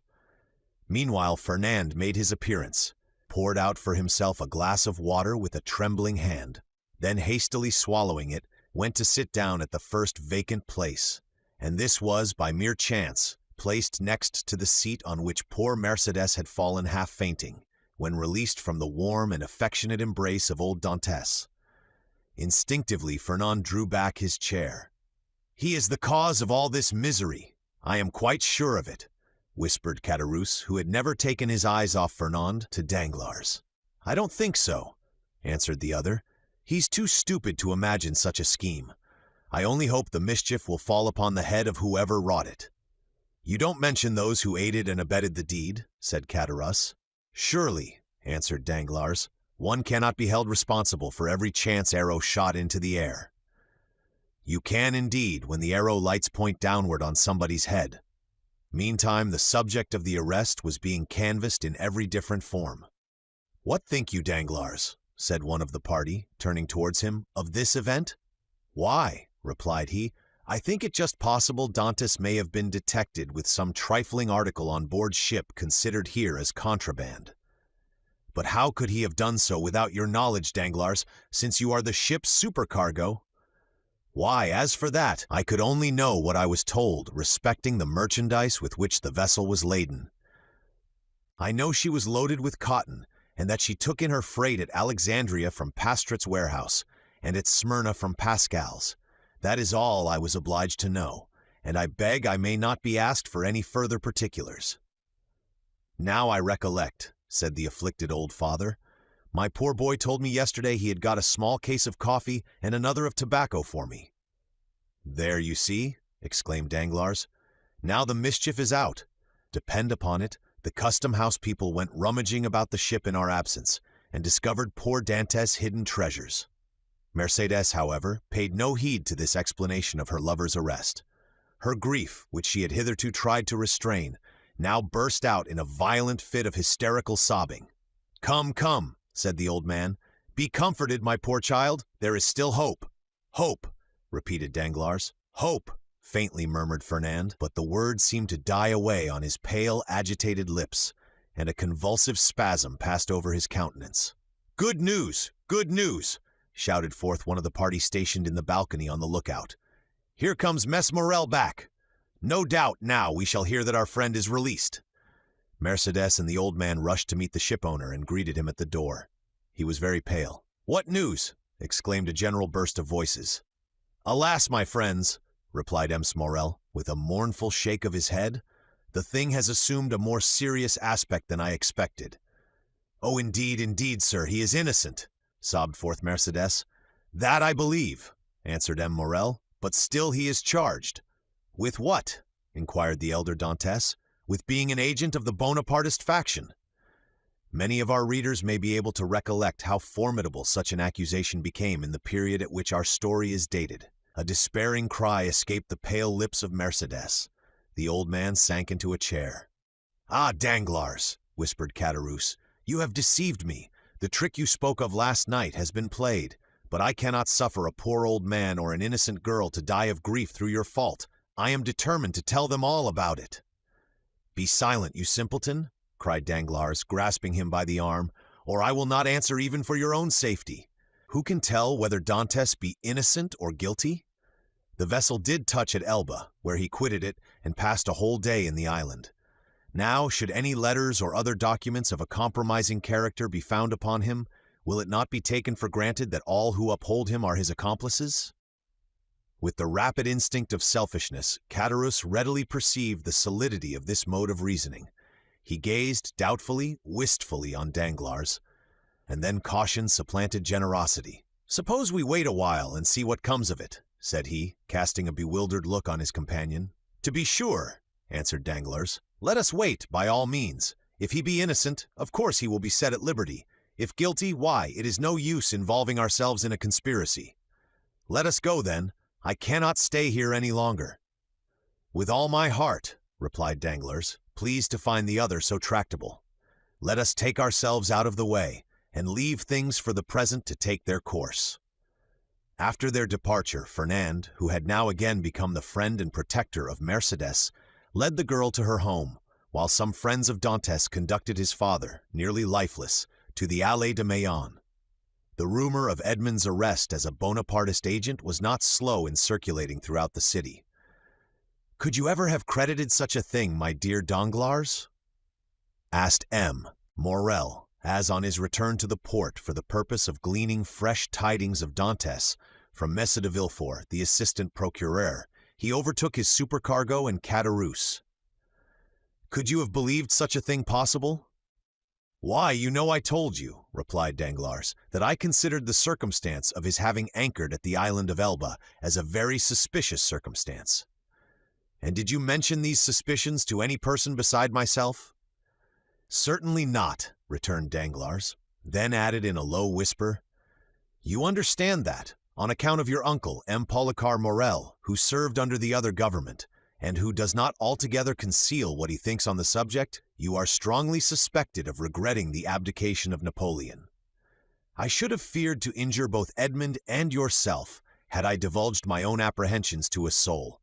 I am too well aware that though a subordinate, like myself, is bound to acquaint the ship-owner with everything that occurs, there are many things he ought most carefully to conceal from all else." "'Tis well, Danglars, 'tis well," replied M. Morel. "You are a worthy fellow, and I had already thought of your interests in the event of poor Edmond having become captain of the Pharaon. Is it possible you were so kind?" "Yes, indeed. I had previously inquired of Dantès what was his opinion of you, and if he should have any reluctance to continue you in your post, for somehow I have perceived a sort of coolness between you." "And what was his reply?" "That he certainly did think he had given you offense in an affair which he merely referred to without entering into particulars, but that whoever possessed the good opinion and confidence of the ship's owners would have his preference also." "The hypocrite!" murmured Danglars. "Poor Dantès!" said Caderousse. No one can deny his being a noble-hearted young fellow. But meanwhile, continued Ems Morel, here is the Pharaon without a captain. Oh, replied Danglars, since we cannot leave this port for the next 3 months, let us hope that ere the expiration of that period, Dantes will be set at liberty. No doubt, but in the meantime? I am entirely at your service, M. Morel, answered Danglars. You know that I am as capable of managing a ship as the most experienced captain in the service, and it will be so far advantageous to you to accept my services that upon Edmond's release from prison, no further change will be requisite on board the Pharaon than for Dantes and myself each to resume our respective posts. Thanks, Danglars. That will smooth over all difficulties. I fully authorize you at once to assume the command of the Pharaon and look carefully to the unloading of her freight. Private misfortunes must never be allowed to interfere with business. Be easy on that score, Morel. But do you think we shall be permitted to see our poor Edmond? I will let you know that directly I have seen Ms. de Villefort, whom I shall endeavor to interest in Edmond's favor. I am aware he is a furious royalist, but in spite of that, and of his being king's attorney, he is a man like ourselves, and I fancy not a bad sort of one. Perhaps not, replied Danglars, but I hear that he is ambitious, and that's rather against him. Well, well, returned Ems Morel, we shall see, but now hasten on board. I will join you there ere long. So saying, the worthy shipowner quitted the two allies and proceeded in the direction of the Palais de Justice. You see, said Danglars, addressing Caderousse, the turn things have taken. Do you still feel any desire to stand up in his defense? Not the slightest, but yet it seems to me a shocking thing that a mere joke should lead to such consequences. But who perpetrated that joke, let me ask? Neither you nor myself, but Fernand. You knew very well that I threw the paper into a corner of the room. Indeed, I fancied I had destroyed it. Oh no, replied Caderousse. That I can answer for, you did not. I only wish I could see it now as plainly as I saw it lying all crushed and crumpled in a corner of the arbor. Well then, if you did, depend upon it, Fernand picked it up, and either copied it or caused it to be copied. Perhaps even he did not take the trouble of recopying it. And now I think of it, by heavens, he may have sent the letter itself. Fortunately for me, the handwriting was disguised. Then you were aware of Dantes being engaged in a conspiracy? Not I. As I before said, I thought the whole thing was a joke, nothing more. It seems, however, that I have unconsciously stumbled upon the truth. Still, argued Caderousse, I would give a great deal if nothing of the kind had happened, or at least that I had had no hand in it. You will see, Danglars, that it will turn out an unlucky job for both of us. Nonsense! If any harm come of it, it should fall on the guilty person, and that, you know, is Fernand. How can we be implicated in any way? All we have got to do is to keep our own counsel and remain perfectly quiet, not breathing a word to any living soul, and you will see that the storm will pass away without in the least affecting us. Amen? Responded Caderousse, waving his hand in token of adieu to Danglars, and bending his steps towards the Allée de Meillan, moving his head to and fro, and muttering as he went, after the manner of one whose mind was overcharged with one absorbing idea. So far, then, said Danglars mentally, all has gone as I would have it. I am, temporarily, commander of the Pharaon, with the certainty of being permanently so, if that fool of a Caderousse can be persuaded to hold his tongue. My only fear is the chance of Dantes being released. But there, he is in the hands of justice, and, added he with a smile, she will take her own. So saying, he leaped into a boat, desiring to be rowed on board the Pharaon, where M. Morel had agreed to meet him. Chapter 6. The Deputy Procureur du Roi. In one of the aristocratic mansions built by Puget in the Rue du Grand Cours, opposite the Medusa Fountain, a second marriage feast was being celebrated, almost at the same hour, with the nuptial repast given by Dantes. In this case, however, although the occasion of the entertainment was similar, the company was strikingly dissimilar. Instead of a rude mixture of sailors, soldiers, and those belonging to the humblest grade of life, the present assembly was composed of the very flower of Marseilles society. Magistrates who had resigned their office during the usurper's reign, officers who had deserted from the imperial army and joined forces with Condé, and younger members of families, brought up to hate and execrate the man whom 5 years of exile would convert into a martyr, and 15 of restoration elevate to the rank of a god. The guests were still at table, and the heated and energetic conversation that prevailed betrayed the violent and vindictive passions that then agitated each dweller of the South, where unhappily, for 5 centuries, religious strife had long given increased bitterness to the violence of party feeling. The emperor, now king of the petty island of Elba, after having held sovereign sway over 1/2 of the world, counting as his subjects a small population of 5 or 6,000 souls, after having been accustomed to hear the Vive Napoleons of 120 millions of human beings, uttered in 10 different languages, was looked upon here as a ruined man, separated forever from any fresh connection with France or claim to her throne. The magistrates freely discussed their political views. The military part of the company talked unreservedly of Moscow and Leipzig, while the women commented on the divorce of Josephine. It was not over the downfall of the man, but over the defeat of the Napoleonic idea, that they rejoiced, and in this they foresaw for themselves the bright and cheering prospect of a revivified political existence. An old man, decorated with the Cross of St. Louis, now rose and proposed the health of King Louis XVIII. It was the Marquis de Saint-Méran. This toast, recalling at once the patient exile of Hartwell and the peace-loving King of France, excited universal enthusiasm. Glasses were elevated in the air à l'anglaise, and the ladies, snatching their bouquets from their fair bosoms, strewed the table with their floral treasures. In a word, an almost poetical fervor prevailed. "Ah," said the Marquise de Saint-Méran, a woman with a stern, forbidding eye, though still noble and distinguished in appearance, despite her 50 years. "Ah, these revolutionists, who have driven us from those very possessions they afterwards purchased for a mere trifle during the Reign of Terror, would be compelled to own, were they here, that all true devotion was on our side, since we were content to follow the fortunes of a falling monarch, while they, on the contrary, made their fortune by worshipping the rising sun. Yes, yes, they could not help admitting that the king, for whom we sacrificed rank, wealth, and station, was truly our Louis the well-beloved, while their wretched usurper has been and ever will be to them their evil genius, their Napoleon the accursed.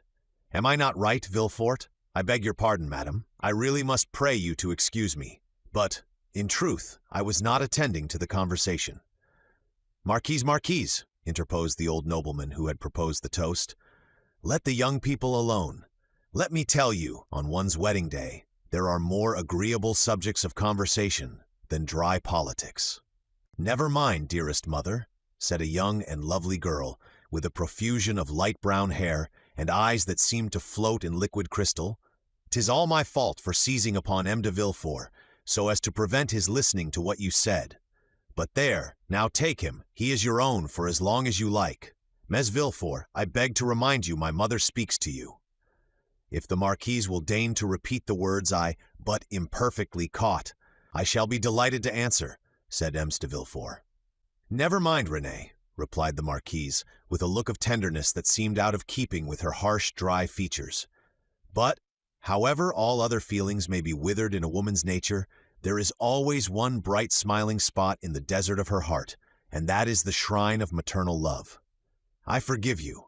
What I was saying, Villefort, was that the Bonapartists had not our sincerity, enthusiasm, or devotion. They had, however, what supplied the place of those fine qualities," replied the young man, "and that was fanaticism.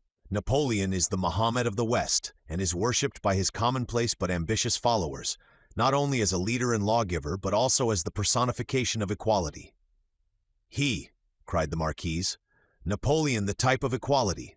For mercy's sake, then, what would you call Robespierre? Come, come, do not strip the latter of his just rights to bestow them on the Corsican, who, to my mind, has usurped quite enough.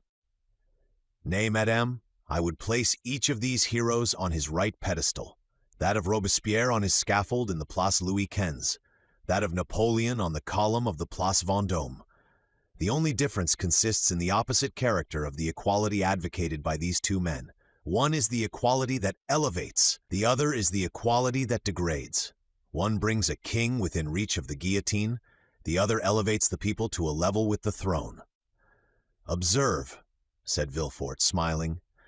"I do not mean to deny that both these men were revolutionary scoundrels, and that the 9th Thermidor and the 4th of April, in the year 1814, were lucky days for France, worthy of being gratefully remembered by every friend to monarchy and civil order, and that explains how it comes to pass that fallen, as I trust he is forever, Napoleon has still retained a train of parasitical satellites. Still, Marquise, it has been so with other usurpers. Cromwell, for instance, who was not half so bad as Napoleon, had his partisans and advocates. Do you know, Villefort, that you are talking in a most dreadfully revolutionary strain? But I excuse it. It is impossible to expect the son of a Girondin to be free from a small spice of the old leaven. A deep crimson suffused the countenance of Villefort. "'Tis true, madame," answered he, "that my father was a Girondin, but he was not among the number of those who voted for the king's death. He was an equal sufferer with yourself during the Reign of Terror, and had well nigh lost his head on the same scaffold on which your father perished." "True," replied the Marquise, without wincing in the slightest degree at the tragic remembrance thus called up. "But bear in mind, if you please, that our respective parents underwent persecution and proscription from diametrically opposite principles, in proof of which I may remark that while my family remained among the staunchest adherents of the exiled princes, your father lost no time in joining the new government, and that while the citizen Noirtier was a Girondin, the Count Noirtier became a senator." "Dear mother," interposed René, "you know very well it was agreed that all these disagreeable reminiscences should forever be laid aside." "Suffer me also, madame," replied Villefort, "to add my earnest request to Mademoiselle de Saint-Méran's, that you will kindly allow the veil of oblivion to cover and conceal the past. What avails recrimination over matters wholly past recall? For my own part, I have laid aside even the name of my father, and altogether disown his political principles. He was, nay, probably may still be, a Bonapartist, and is called Noirtier. I, on the contrary, am a staunch royalist, and style myself de Villefort. Let what may remain of revolutionary sap exhaust itself and die away with the old trunk, and condescend only to regard the young shoot which has started up at a distance from the parent tree, without having the power, any more than the wish, to separate entirely from the stock from which it sprung." "Bravo, Villefort!" cried the Marquis. "Excellently well said. Come now, I have hopes of obtaining what I have been for years endeavoring to persuade the Marquise to promise, namely a perfect amnesty and forgetfulness of the past." "With all my heart," replied the Marquise. "Let the past be forever forgotten. I promise you it affords me as little pleasure to revive it as it does you. All I ask is that Villefort will be firm and inflexible for the future in his political principles. Remember also, Villefort, that we have pledged ourselves to His Majesty for your fealty and strict loyalty, and that at our recommendation the king consented to forget the past, as I do," and here she extended to him her hand, "as I now do at your entreaty. But bear in mind that should there fall in your way anyone guilty of conspiring against the government, you will be so much the more bound to visit the offense with rigorous punishment, as it is known you belong to a suspected family." "Alas, madame," returned Villefort, "my profession, as well as the times in which we live, compels me to be severe. I have already successfully conducted several public prosecutions, and brought the offenders to merited punishment, but we have not done with the thing yet." "Do you indeed think so?" inquired the Marquise. "I am, at least, fearful of it. Napoleon in the island of Elba is too near France, and his proximity keeps up the hopes of his partisans. Marseilles is filled with half-pay officers, who are daily, under one frivolous pretext or other, getting up quarrels with the royalists. From hence arise continual and fatal duels among the higher classes of persons, and assassinations in the lower." "You have heard, perhaps," said the Comte de Salvieux, one of Monsieur de Saint-Méran's oldest friends, and chamberlain to the Comte d'Artois, "that the Holy Alliance purpose removing him from thence?" "Yes, they were talking about it when we left Paris," said Meme de Saint-Méran. "And where is it decided to transfer him?" "To Saint Helena." "For heaven's sake, where is that?" asked the Marquise. "An island situated on the other side of the equator, at least 2,000 leagues from here," replied the Count. "So much the better. As Villefort observes, It is a great act of folly to have left such a man between Corsica, where he was born, and Naples, of which his brother-in-law is king, and face to face with Italy, the sovereignty of which he coveted for his son." "Unfortunately," said Villefort, "there are the treaties of 1814, and we cannot molest Napoleon without breaking those compacts." "Oh well, we shall find some way out of it," responded Medesalvieux. "There wasn't any trouble over treaties when it was a question of shooting the poor Duc d'Enghien." "Well," said the Marquise, "it seems probable that, by the aid of the Holy Alliance, we shall be rid of Napoleon, and we must trust to the vigilance of M. de Villefort to purify Marseilles of his partisans. The king is either a king or no king. If he be acknowledged as sovereign of France, he should be upheld in peace and tranquility, and this can best be effected by employing the most inflexible agents to put down every attempt at conspiracy. 'Tis the best and surest means of preventing mischief." "Unfortunately, madame," answered Villefort, "the strong arm of the law is not called upon to interfere until the evil has taken place. Then all he has got to do is to endeavor to repair it." "Nay, madame, the law is frequently powerless to effect this. All it can do is to avenge the wrong done." "Oh, Meme de Villefort," cried a beautiful young creature, daughter to the Comte de Salvieux and the cherished friend of Mademoiselle de Saint-Méran, "do try and get up some famous trial while we are at Marseilles. I never was in a law court. I am told it is so very amusing." "Amusing, certainly," replied the young man, "inasmuch as, instead of shedding tears as at the fictitious tale of woe produced at a theater, you behold in a law court a case of real and genuine distress, a drama of life. The prisoner whom you there see pale, agitated, and alarmed, instead of, as is the case when a curtain falls on a tragedy, going home to sup peacefully with his family, and then retiring to rest, that he may recommence his mimic woes on the morrow, is removed from your sight merely to be reconducted to his prison and delivered up to the executioner. I leave you to judge how far your nerves are calculated to bear you through such a scene. Of this, however, be assured, that should any favorable opportunity present itself, I will not fail to offer you the choice of being present." "For shame, Meme de Villefort," said Renée, becoming quite pale. "Don't you see how you are frightening us? And yet you laugh. What would you have? 'Tis like a duel. I have already recorded sentence of death 5 or 6 times against the movers of political conspiracies, and who can say how many daggers may be ready sharpened, and only waiting a favorable opportunity to be buried in my heart." "Gracious heavens, M. de Villefort," said Renée, becoming more and more terrified, "you surely are not in earnest." "Indeed I am," replied the young magistrate with a smile, "and in the interesting trial that young lady is anxious to witness, the case would only be still more aggravated. Suppose, for instance, the prisoner, as is more than probable, to have served under Napoleon. Well, can you expect for an instant that one accustomed, at the word of his commander, to rush fearlessly on the very bayonets of his foe, will scruple more to drive a stiletto into the heart of one he knows to be his personal enemy than to slaughter his fellow creatures, merely because bidden to do so by one he is bound to obey?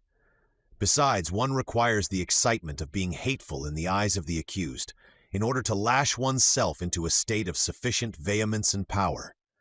I would not choose to see the man against whom I pleaded smile, as though in mockery of my words. No, my pride is to see the accused pale, agitated, and as though beaten out of all composure by the fire of my eloquence." Renée uttered a smothered exclamation. "Bravo!" cried one of the guests. "That is what I call talking to some purpose." "Just the person we require at a time like the present," said a second. "What a splendid business that last case of yours was, my dear Villefort," remarked a third. "I mean the trial of the man for murdering his father. Upon my word, you killed him ere the executioner had laid his hand upon him." "Oh, as for parricides and such dreadful people as that," interposed Renée, "it matters very little what is done to them. But as regards poor unfortunate creatures whose only crime consists in having mixed themselves up in political intrigues, why, that is the very worst offense they could possibly commit. For don't you see, Renée, the king is the father of his people, and he who shall plot or contrive aught against the life and safety of the parent of 32 millions of souls is a parricide upon a fearfully great scale? I don't know anything about that, replied René. But, me de Villefort, you have promised me, have you not? Always to show mercy to those I plead for. Make yourself quite easy on that point, answered Villefort with one of his sweetest smiles. You and I will always consult upon our verdicts. My love, said the Marquise, attend to your doves, your lapdogs, and embroidery, but do not meddle with what you do not understand. Nowadays the military profession is in abeyance, and the magisterial robe is the badge of honor. There is a wise Latin proverb that is very much in point. Sedent arma toga, said Villefort with a bow. I cannot speak Latin, responded the Marquise. Well, said René, I cannot help regretting you had not chosen some other profession than your own, a physician, for instance. Do you know, I always felt a shudder at the idea of even a destroying angel? Dear, good René, whispered Villefort, as he gazed with unutterable tenderness on the lovely speaker. Let us hope, my child, cried the Marquis, that me de Villefort may prove the moral and political physician of this province. If so, he will have achieved a noble work, and one which will go far to efface the recollection of his father's conduct, added the incorrigible Marquise. Madame, replied Villefort, with a mournful smile, I have already had the honor to observe that my father has, at least, I hope so, abjured his past errors, and that he is, at the present moment, a firm and zealous friend to religion and order, a better royalist, possibly, than his son, for he has to atone for past dereliction, while I have no other impulse than warm, decided preference and conviction. Having made this well-turned speech, Villefort looked carefully around to mark the effect of his oratory, much as he would have done had he been addressing the bench in open court. Do you know, my dear Villefort, cried the Comte de Salvieux, that is exactly what I myself said the other day at the Tuileries, when questioned by His Majesty's principal chamberlain touching the singularity of an alliance between the son of a Girondin and the daughter of an officer of the Duc de Condé. And I assure you he seemed fully to comprehend that this mode of reconciling political differences was based upon sound and excellent principles. Then the king, who, without our suspecting it, had overheard our conversation, interrupted us by saying, Villefort. Observe that the king did not pronounce the word Noirtier, but, on the contrary, placed considerable emphasis on that of Villefort. Villefort, said His Majesty, is a young man of great judgment and discretion, who will be sure to make a figure in his profession. I like him much, and it gave me great pleasure to hear that he was about to become the son-in-law of the Marquis and Marquise de Saint-Méran. I should myself have recommended the match, had not the noble Marquis anticipated my wishes by requesting my consent to it. Is it possible the king could have condescended so far as to express himself so favorably of me? Asked the enraptured Villefort. I give you his very words, and if the Marquis chooses to be candid, he will confess that they perfectly agree with what His Majesty said to him when he went 6 months ago to consult him upon the subject of your espousing his daughter. That is true, answered the Marquis. How much do I owe this gracious prince? What is there I would not do to evince my earnest gratitude? That is right, cried the Marquise. I love to see you thus. Now then, were a conspirator to fall into your hands, he would be most welcome. For my part, dear mother, interposed René, I trust your wishes will not prosper, and that Providence will only permit petty offenders, poor debtors, and miserable cheats to fall into M. de Villefort's hands. Then I shall be contented. Just the same as though you prayed that a physician might only be called upon to prescribe for headaches, measles, and the stings of wasps, or any other slight affection of the epidermis. If you wish to see me the king's attorney, you must desire for me some of those violent and dangerous diseases from the cure of which so much honor redounds to the physician.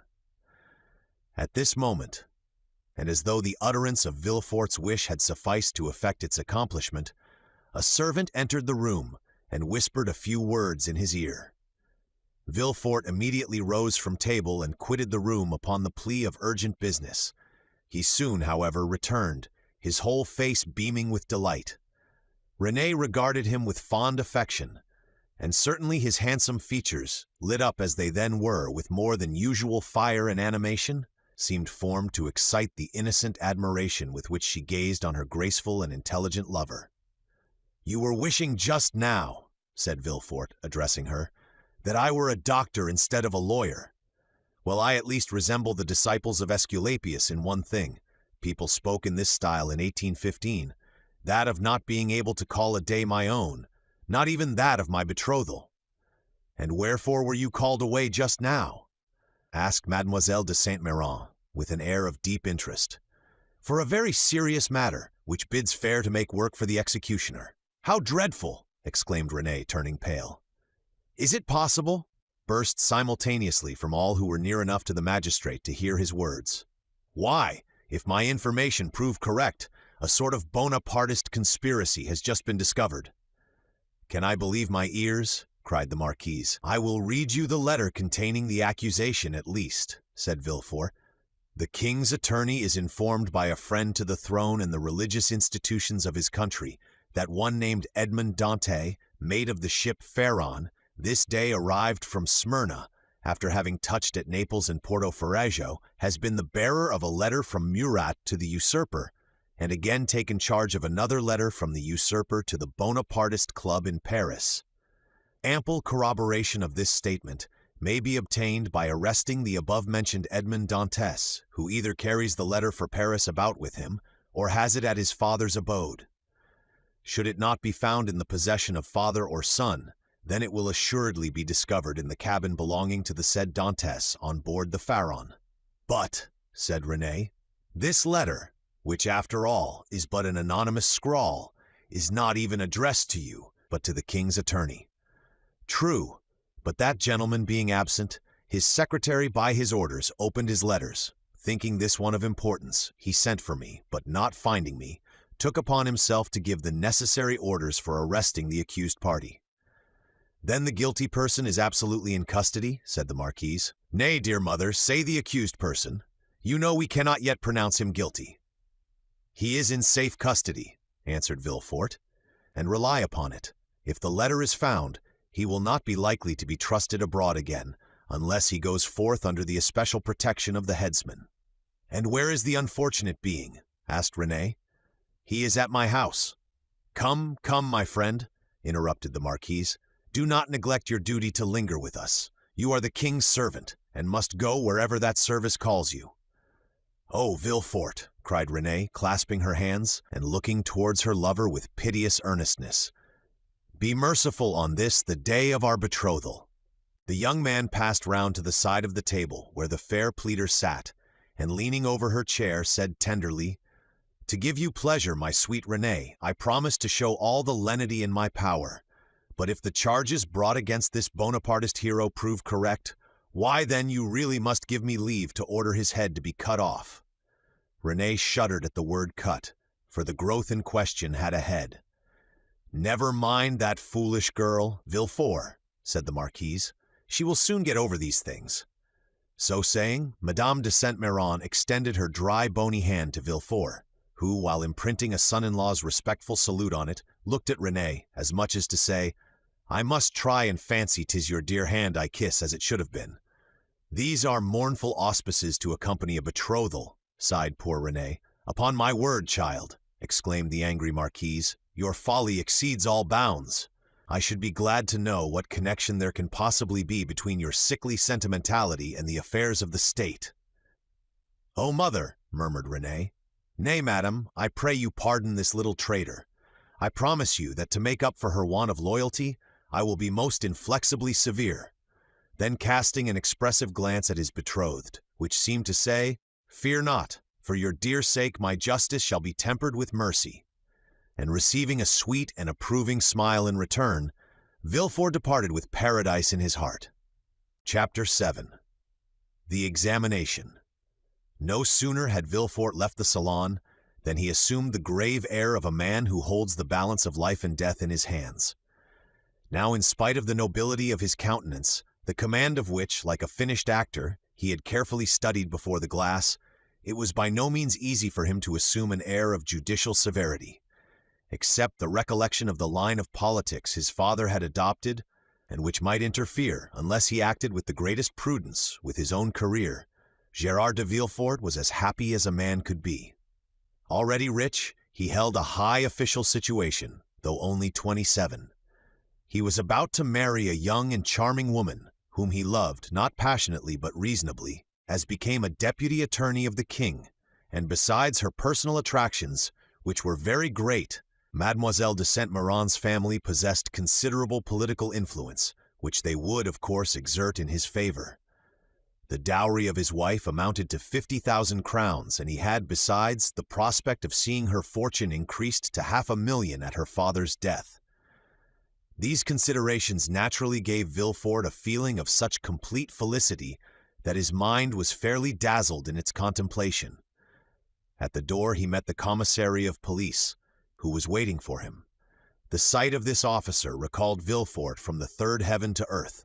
He composed his face, as we have before described, and said, "I have read the letter, sir, and you have acted rightly in arresting this man. Now inform me what you have discovered concerning him and the conspiracy." "We know nothing as yet of the conspiracy, monsieur. All the papers found have been sealed up and placed on your desk. The prisoner himself is named Edmond Dantes, mate on board the three-master the Pharaon, trading in cotton with Alexandria and Smyrna, and belonging to Morel and Son of Marseilles. Before he entered the merchant service, had he ever served in the marines?" "Oh no, monsieur. He is very young." "How old?" 19 or 20 at the most." At this moment, and as Villefort had arrived at the corner of the Rue des Conseils, a man who seemed to have been waiting for him approached. It was Monsieur Morel. "Ah, Maître de Villefort," cried he, "I am delighted to see you. Some of your people have committed the strangest mistake. They have just arrested Edmond Dantes, mate of my vessel." "I know it, monsieur," replied Villefort, "and I am now going to examine him." "Oh," said Morel, carried away by his friendship, "you do not know him, and I do. He is the most estimable, the most trustworthy creature in the world, and I will venture to say there is not a better seaman in all the merchant service. Oh, Maître de Villefort, I beseech your indulgence for him." Villefort, as we have seen, belonged to the aristocratic party at Marseilles, Morel to the plebeian. The first was a royalist, the other suspected of Bonapartism. Villefort looked disdainfully at Morel and replied coldly, "You are aware, monsieur, that a man may be estimable and trustworthy in private life and the best seaman in the merchant service, and yet be, politically speaking, a great criminal. Is it not true?" The magistrate laid emphasis on these words, as if he wished to apply them to the owner himself, while his eyes seemed to plunge into the heart of one who, interceding for another, had himself need of indulgence. Morel reddened, for his own conscience was not quite clear on politics. Besides, what Dantes had told him of his interview with the Grand Marshal, and what the Emperor had said to him, embarrassed him. He replied, however, in a tone of deep interest, "I entreat you, de Villefort, be, as you always are, kind and equitable, and give him back to us soon." This "give us" sounded revolutionary in the deputy's ears. Ah, murmured he, "is Dantes then a member of some Carbonari society, that his protector thus employs the collective form? He was, if I recollect, arrested in a tavern, in company with a great many others." Then he added, "Monsieur, you may rest assured I shall perform my duty impartially, and that if he be innocent, you shall not have appealed to me in vain. Should he, however, be guilty, in this present epoch, impunity would furnish a dangerous example, and I must do my duty." As he had now arrived at the door of his own house, which adjoined the Palais de Justice, he entered, after having coldly saluted the shipowner, who stood, as if petrified, on the spot where Villefort had left him. The antechamber was full of police agents and gendarmes, in the midst of whom, carefully watched, but calm and smiling, stood the prisoner. Villefort traversed the antechamber, cast a side glance at Dantes, and taking a packet which a gendarme offered him, disappeared, saying, "Bring in the prisoner." Rapid as had been Villefort's glance, it had served to give him an idea of the man he was about to interrogate. He had recognized intelligence in the high forehead, courage in the dark eye and bent brow, and frankness in the thick lips that showed a set of pearly teeth. Villefort's first impression was favorable, but he had been so often warned to mistrust first impulses that he applied the maxim to the impression, forgetting the difference between the two words. He stifled, therefore, the feelings of compassion that were rising, composed his features, and sat down, grim and somber, at his desk. An instant after Dantes entered, he was pale but calm and collected, and saluting his judge with easy politeness, looked round for a seat as if he had been in Memorel's salon. It was then that he encountered for the first time Villefort's look, that look peculiar to the magistrate, who, while seeming to read the thoughts of others, betrays nothing of his own. "Who and what are you?" demanded Villefort, turning over a pile of papers containing information relative to the prisoner that a police agent had given to him on his entry, and that already, in an hour's time, had swelled to voluminous proportions, thanks to the corrupt espionage of which the accused is always made the victim. "My name is Edmond Dantes," replied the young man calmly. "I am mate of the Pharaon, belonging to Messrs. Morel and Son." "Your age," continued Villefort. 19, returned Dantes. "What were you doing at the moment you were arrested?" "I was at the festival of my marriage, monsieur," said the young man, his voice slightly tremulous. So great was the contrast between that happy moment and the painful ceremony he was now undergoing. So great was the contrast between the somber aspect of Meme de Villefort and the radiant face of Mercédès. "You were at the festival of your marriage?" said the deputy, shuddering in spite of himself. "Yes, monsieur. I am on the point of marrying a young girl I have been attached to for 3 years. Villefort, impassive as he was struck with this coincidence. And the tremulous voice of Dantes, surprised in the midst of his happiness, struck a sympathetic chord in his own bosom.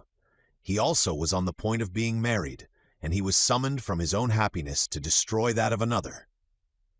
"This philosophic reflection," thought he, "will make a great sensation at Saint-Méran's."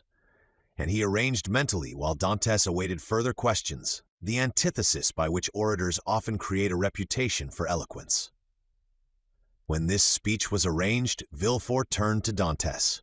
"Go on, sir," said he. "What would you have me say?" "Give all the information in your power. Tell me on which point you desire information, and I will tell all I know. Only," added he with a smile, "I warn you I know very little. Have you served under the usurper? I was about to be mustered into the Royal Marines when he fell." "It is reported your political opinions are extreme," said Villefort, who had never heard anything of the kind, but was not sorry to make this inquiry, as if it were an accusation. "My political opinions," replied Dantes. "Alas, sir, I never had any opinions. I am hardly 19, I know nothing, I have no part to play. If I obtain the situation I desire, I shall owe it to Mess Morel. Thus all my opinions, I will not say public, but private, are confined to these 3 sentiments. I love my father, I respect Mess Morel, and I adore Mercédès. This, sir, is all I can tell you, and you see how uninteresting it is." As Dantes spoke, Villefort gazed at his ingenuous and open countenance, and recollected the words of René, who, without knowing who the culprit was, had besought his indulgence for him. With the deputy's knowledge of crime and criminals, every word the young man uttered convinced him more and more of his innocence. This lad, for he was scarcely a man, simple, natural, eloquent, with that eloquence of the heart never found when sought for, full of affection for everybody, because he was happy, and because happiness renders even the wicked good, extended his affection even to his judge, spite of Villefort's severe look and stern accent. Dantes seemed full of kindness. "Pardieu," said Villefort, "he is a noble fellow. I hope I shall gain René's favor easily by obeying the first command she ever imposed on me. I shall have at least a pressure of the hand in public and a sweet kiss in private." Full of this idea, Villefort's face became so joyous that when he turned to Dantes, the latter, who had watched the change on his physiognomy, was smiling also. "Sir," said Villefort, "have you any enemies at least that you know?" "I have enemies," replied Dantes. "My position is not sufficiently elevated for that. As for my disposition, that is, perhaps, somewhat too hasty, but I have striven to repress it. I have had 10 or 12 sailors under me, and if you question them, they will tell you that they love and respect me, not as a father, for I am too young, but as an elder brother. But you may have excited jealousy. You are about to become captain at 19, an elevated post. You are about to marry a pretty girl who loves you, and these 2 pieces of good fortune may have excited the envy of someone. You are right. You know men better than I do, and what you say may possibly be the case, I confess. but if such persons are among my acquaintances, I prefer not to know it, because then I should be forced to hate them. You are wrong. You should always strive to see clearly around you. You seem a worthy young man. I will depart from the strict line of my duty to aid you in discovering the author of this accusation. Here is the paper. Do you know the writing?" As he spoke, Villefort drew the letter from his pocket and presented it to Dantès. Dantès read it. A cloud passed over his brow as he said, "No, monsieur, I do not know the writing, and yet it is tolerably plain. Whoever did it writes well. I am very fortunate," added he, looking gratefully at Villefort, "to be examined by such a man as you, for this envious person is a real enemy." And by the rapid glance that the young man's eyes shot forth, Villefort saw how much energy lay hid beneath this mildness. "Now," said the deputy, "answer me frankly, not as a prisoner to a judge, but as one man to another who takes an interest in him. What truth is there in the accusation contained in this anonymous letter?" And Villefort threw disdainfully on his desk the letter Dantès had just given back to him. "None at all. I will tell you the real facts. I swear by my honor as a sailor, by my love for Mercédès, by the life of my father." "Speak, monsieur," said Villefort. Then, internally, "If Renée could see me, I hope she would be satisfied and would no longer call me a decapitator." Well, when we quitted Naples, Captain Leclerc was attacked with a brain fever. As we had no doctor on board, and he was so anxious to arrive at Elba that he would not touch at any other port, his disorder rose to such a height that at the end of the third day, feeling he was dying, he called me to him. "My dear Dantès," said he, "swear to perform what I am going to tell you, for it is a matter of the deepest importance." "I swear, Captain," replied I. "Well, as after my death the command devolves on you as mate, assume the command, and bear up for the island of Elba, disembark at Porto Ferrajo, ask for the Grand Marshal, give him this letter. Perhaps they will give you another letter and charge you with a commission. You will accomplish what I was to have done, and derive all the honor and profit from it." "I will do it, Captain, but perhaps I shall not be admitted to the Grand Marshal's presence as easily as you expect." "Here is a ring that will obtain audience of him and remove every difficulty," said the captain. At these words he gave me a ring. It was time, 2 hours after he was delirious. The next day he died. And what did you do then? What I ought to have done, and what everyone would have done in my place. Everywhere the last requests of a dying man are sacred, but with a sailor the last requests of his superior are commands. I sailed for the island of Elba, where I arrived the next day. I ordered everybody to remain on board, and went on shore alone.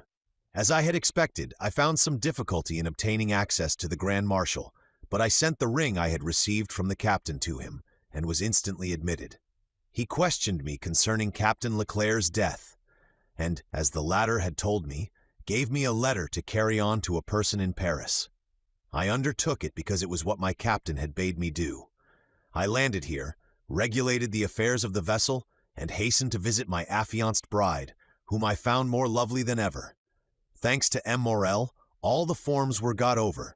In a word, I was, as I told you, at my marriage feast, and I should have been married in an hour, and tomorrow I intended to start for Paris, had I not been arrested on this charge which you as well as I now see to be unjust." "Ah," said Villefort, "this seems to me the truth. If you have been culpable, it was imprudence, and this imprudence was in obedience to the orders of your captain. Give up this letter you have brought from Elba, and pass your word you will appear should you be required, and go and rejoin your friends." "I am free then, sir?" cried Dantès joyfully. "Yes, but first give me this letter." "You have it already, for it was taken from me with some others which I see in that packet." "Stop a moment," said the deputy, as Dantès took his hat and gloves. "To whom is it addressed?" "To Monsieur Noirtier, Rue Coqueron, Paris." Had a thunderbolt fallen into the room, Villefort could not have been more stupefied. He sank into his seat, and hastily turning over the packet, drew forth the fatal letter, at which he glanced with an expression of terror. "Mèche Noirtier, Rue Coqueron, number 13, murmured he, growing still paler. "Yes," said Dantès. "Do you know him?" "No," replied Villefort. "A faithful servant of the king does not know conspirators." "It is a conspiracy, then?" asked Dantes, who after believing himself free now began to feel a tenfold alarm. "I have, however, already told you, sir, I was entirely ignorant of the contents of the letter." "Yes, but you knew the name of the person to whom it was addressed," said Villefort. "I was forced to read the address to know to whom to give it." "Have you shown this letter to anyone?" asked Villefort, becoming still more pale. "To no one, on my honor." "Everybody is ignorant that you are the bearer of a letter from the island of Elba, and addressed to Noirtier?" "Everybody except the person who gave it to me." "And that was too much, far too much," murmured Villefort. Villefort's brow darkened more and more. His white lips and clenched teeth filled Dantes with apprehension. After reading the letter, Villefort covered his face with his hands. "Oh," said Dantes timidly, "what is the matter?" Villefort made no answer, but raised his head at the expiration of a few seconds, and again perused the letter. "And you say that you are ignorant of the contents of this letter?" "I give you my word of honor, sir," said Dantes. "But what is the matter? You are ill? Shall I ring for assistance? Shall I call?" "No," said Villefort, rising hastily. "Stay where you are. It is for me to give orders here, and not you." "Monsieur," replied Dantes proudly, "it was only to summon assistance for you." "I want none. It was a temporary indisposition. Attend to yourself. Answer me." Dantes waited, expecting a question, but in vain. Villefort fell back on his chair, passed his hand over his brow, moist with perspiration, and for the third time read the letter. "Oh, if he knows the contents of this," murmured he, "and that Noirtier is the father of Villefort, I am lost." And he fixed his eyes upon Edmond as if he would have penetrated his thoughts. "Oh, it is impossible to doubt it," cried he suddenly. "In heaven's name," cried the unhappy young man, "if you doubt me, question me. I will answer you." Villefort made a violent effort, and in a tone he strove to render firm. "Sir," said he, "I am no longer able, as I had hoped, to restore you immediately to liberty. Before doing so, I must consult the trial justice. What my own feeling is you already know." "Oh, monsieur," cried Dantes, "you have been rather a friend than a judge. Well, I must detain you some time longer, but I will strive to make it as short as possible.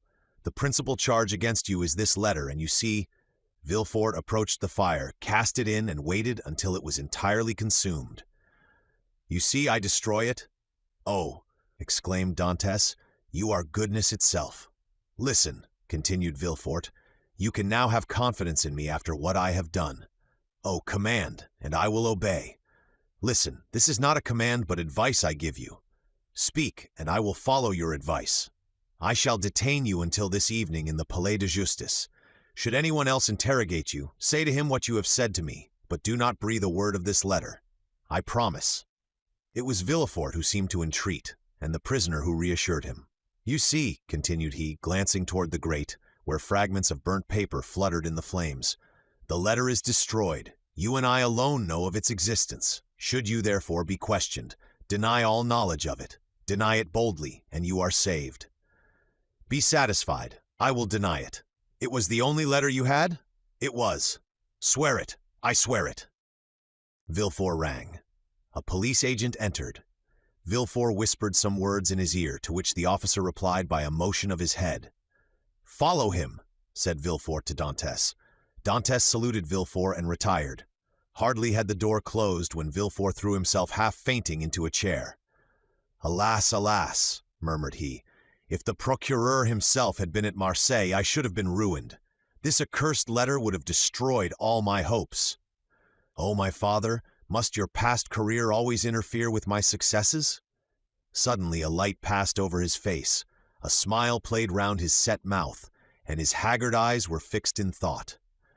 "This will do," said he, "and from this letter, which might have ruined me, I will make my fortune.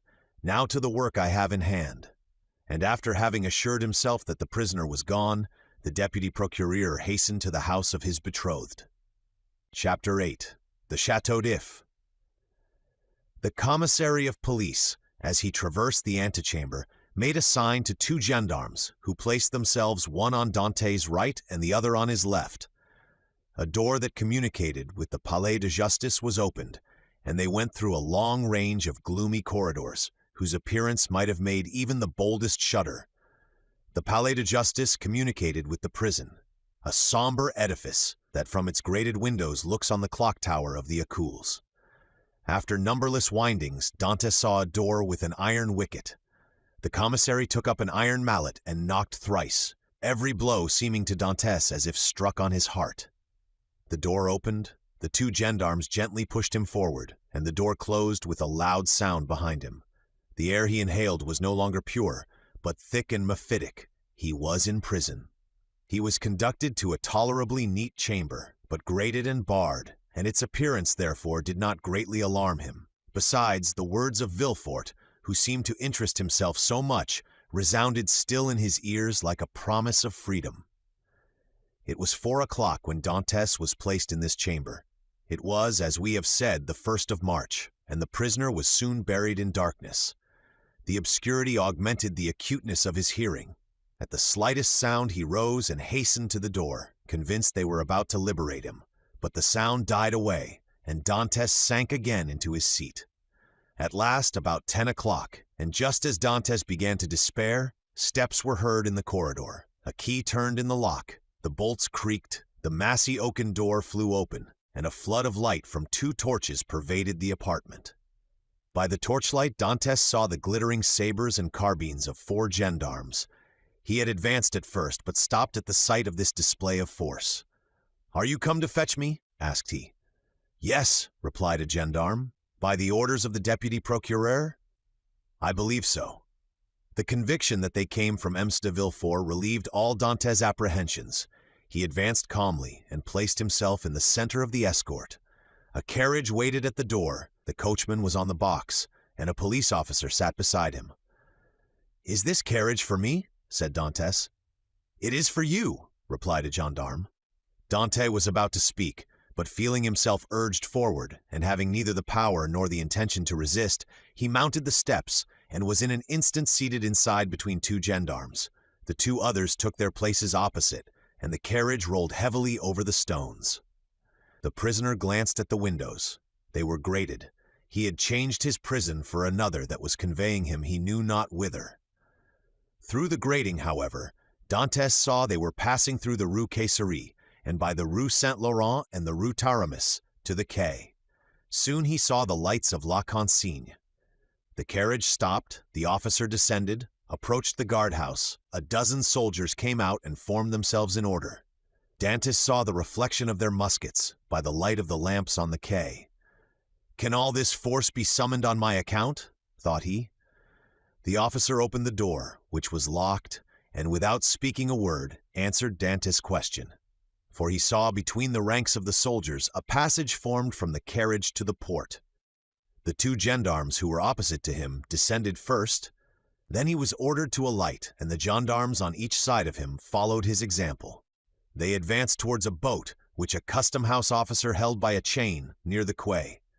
The soldiers looked at Dantes with an air of stupid curiosity. In an instant he was placed in the stern sheets of the boat, between the gendarmes, while the officer stationed himself at the bow. A shove sent the boat adrift, and 4 sturdy oarsmen impelled it rapidly towards the pylon. At a shout from the boat, the chain that closes the mouth of the port was lowered, and in a second they were, as Dantes knew, in the Frioul and outside the inner harbor. The prisoner's first feeling was of joy at again breathing the pure air, for air is freedom. But he soon sighed, for he passed before La Réserve, where he had that morning been so happy, and now through the open windows came the laughter and revelry of a ball. Dantes folded his hands, raised his eyes to heaven, and prayed fervently. The boat continued her voyage. They had passed the Tête de Mort, were now off the Anse du Pharo, and about to double the battery. This maneuver was incomprehensible to Dantes. "Whither are you taking me?" asked he. "You will soon know. But still, we are forbidden to give you any explanation." Dantes, trained in discipline, knew that nothing would be more absurd than to question subordinates, who were forbidden to reply, and so he remained silent. The most vague and wild thoughts passed through his mind. The boat they were in could not make a long voyage. There was no vessel at anchor outside the harbor. He thought, perhaps, they were going to leave him on some distant point. He was not bound, nor had they made any attempt to handcuff him. This seemed a good augury. Besides, had not the deputy who had been so kind to him told him that provided he did not pronounce the dreaded name of Noirtier, he had nothing to apprehend? Had not Villefort in his presence destroyed the fatal letter, the only proof against him? He waited silently, striving to pierce through the darkness.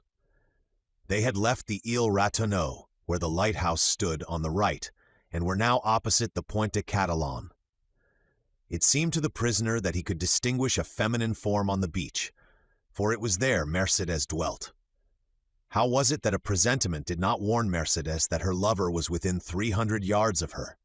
One light alone was visible, and Dantès saw that it came from Mercédès' chamber. Mercédès was the only one awake in the whole settlement. A loud cry could be heard by her, but pride restrained him and he did not utter it. What would his guards think if they heard him shout like a madman? He remained silent, his eyes fixed upon the light. The boat went on, but the prisoner thought only of Mercédès. An intervening elevation of land hid the light. Dantès turned and perceived that they had got out to sea. While he had been absorbed in thought, they had shipped their oars and hoisted sail. The boat was now moving with the wind. In spite of his repugnance to address the guards, Dantès turned to the nearest gendarme, and taking his hand, "Comrade," said he, "I adjure you, as a Christian and a soldier, to tell me where we are going. I am Captain Dantès, a loyal Frenchman, thought accused of treason. Tell me where you are conducting me, and I promise you on my honor I will submit to my fate." The gendarme looked irresolutely at his companion, who returned for answer a sign that said, "I see no great harm in telling him now," and the gendarme replied, "You are a native of Marseilles and a sailor, and yet you do not know where you are going?" "On my honor, I have no idea." "Have you no idea whatever?" "None at all." "That is impossible." "I swear to you it is true. Tell me, I entreat." "But my orders?" "Your orders do not forbid your telling me what I must know in 10 minutes, in half an hour, or an hour. You see, I cannot escape, even if I intended. Unless you are blind or have never been outside the harbor, you must know." "I do not." "Look round you, then." Dantès rose and looked forward, when he saw rise within 100 yards of him the black and frowning rock on which stands the Château d'If. This gloomy fortress, which has for more than 300 years furnished food for so many wild legends, seemed to Dantès like a scaffold to a malefactor. "The Château d'If!" cried he. "What are we going there for?" The gendarme smiled. "I am not going there to be imprisoned," said Dantès. "It is only used for political prisoners. I have committed no crime. Are there any magistrates or judges at the Château d'If?" "There are only," said the gendarme, "a governor, a garrison, turnkeys, and good thick walls. Come, come, do not look so astonished, or you will make me think you are laughing at me in return for my good nature." Dantès pressed the gendarme's hand as though he would crush it. "You think, then," said he, "that I am taken to the Château d'If to be imprisoned there? It is probable, but there is no occasion to squeeze so hard. Without any inquiry? Without any formality? All the formalities have been gone through. The inquiry is already made. And so, in spite of Mr. Villefort's promises? I do not know what Mr. Villefort promised you," said the gendarme, "but I know we are taking you to the Château d'If. But what are you doing? Help, comrades, help!" By a rapid movement, which the gendarme's practiced eye had perceived, Dantès sprang forward to precipitate himself into the sea, but 4 vigorous arms seized him as his feet quitted the bottom of the boat. He fell back cursing with rage. "Good," said the gendarme, placing his knee on his chest. "This is the way you keep your word as a sailor. Believe soft-spoken gentlemen again. Hark ye, my friend, I have disobeyed my first order, but I will not disobey the second, and if you move, I will blow your brains out." And he leveled his carbine at Dantès, who felt the muzzle against his temple. For a moment the idea of struggling crossed his mind, and of so ending the unexpected evil that had overtaken him. But he bethought him of Meux de Villefort's promise, and besides, death in a boat from the hand of a gendarme seemed too terrible. He remained motionless, but gnashing his teeth and wringing his hands with fury. At this moment the boat came to a landing with a violent shock. One of the sailors leaped on shore. A cord creaked as it ran through a pulley, and Dantès guessed they were at the end of the voyage and that they were mooring the boat.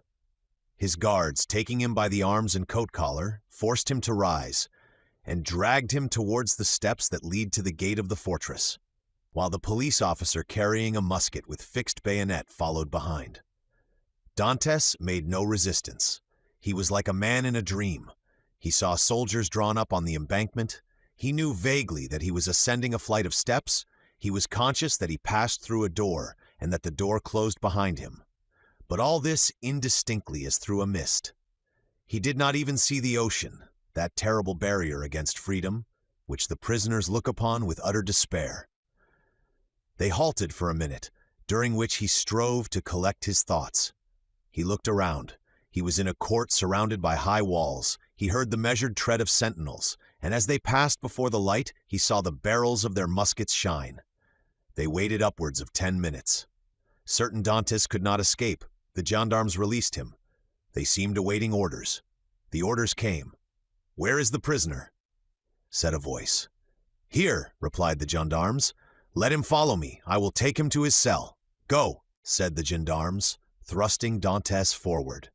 The prisoner followed his guide, who led him into a room almost underground, whose bare and reeking walls seemed as though impregnated with tears.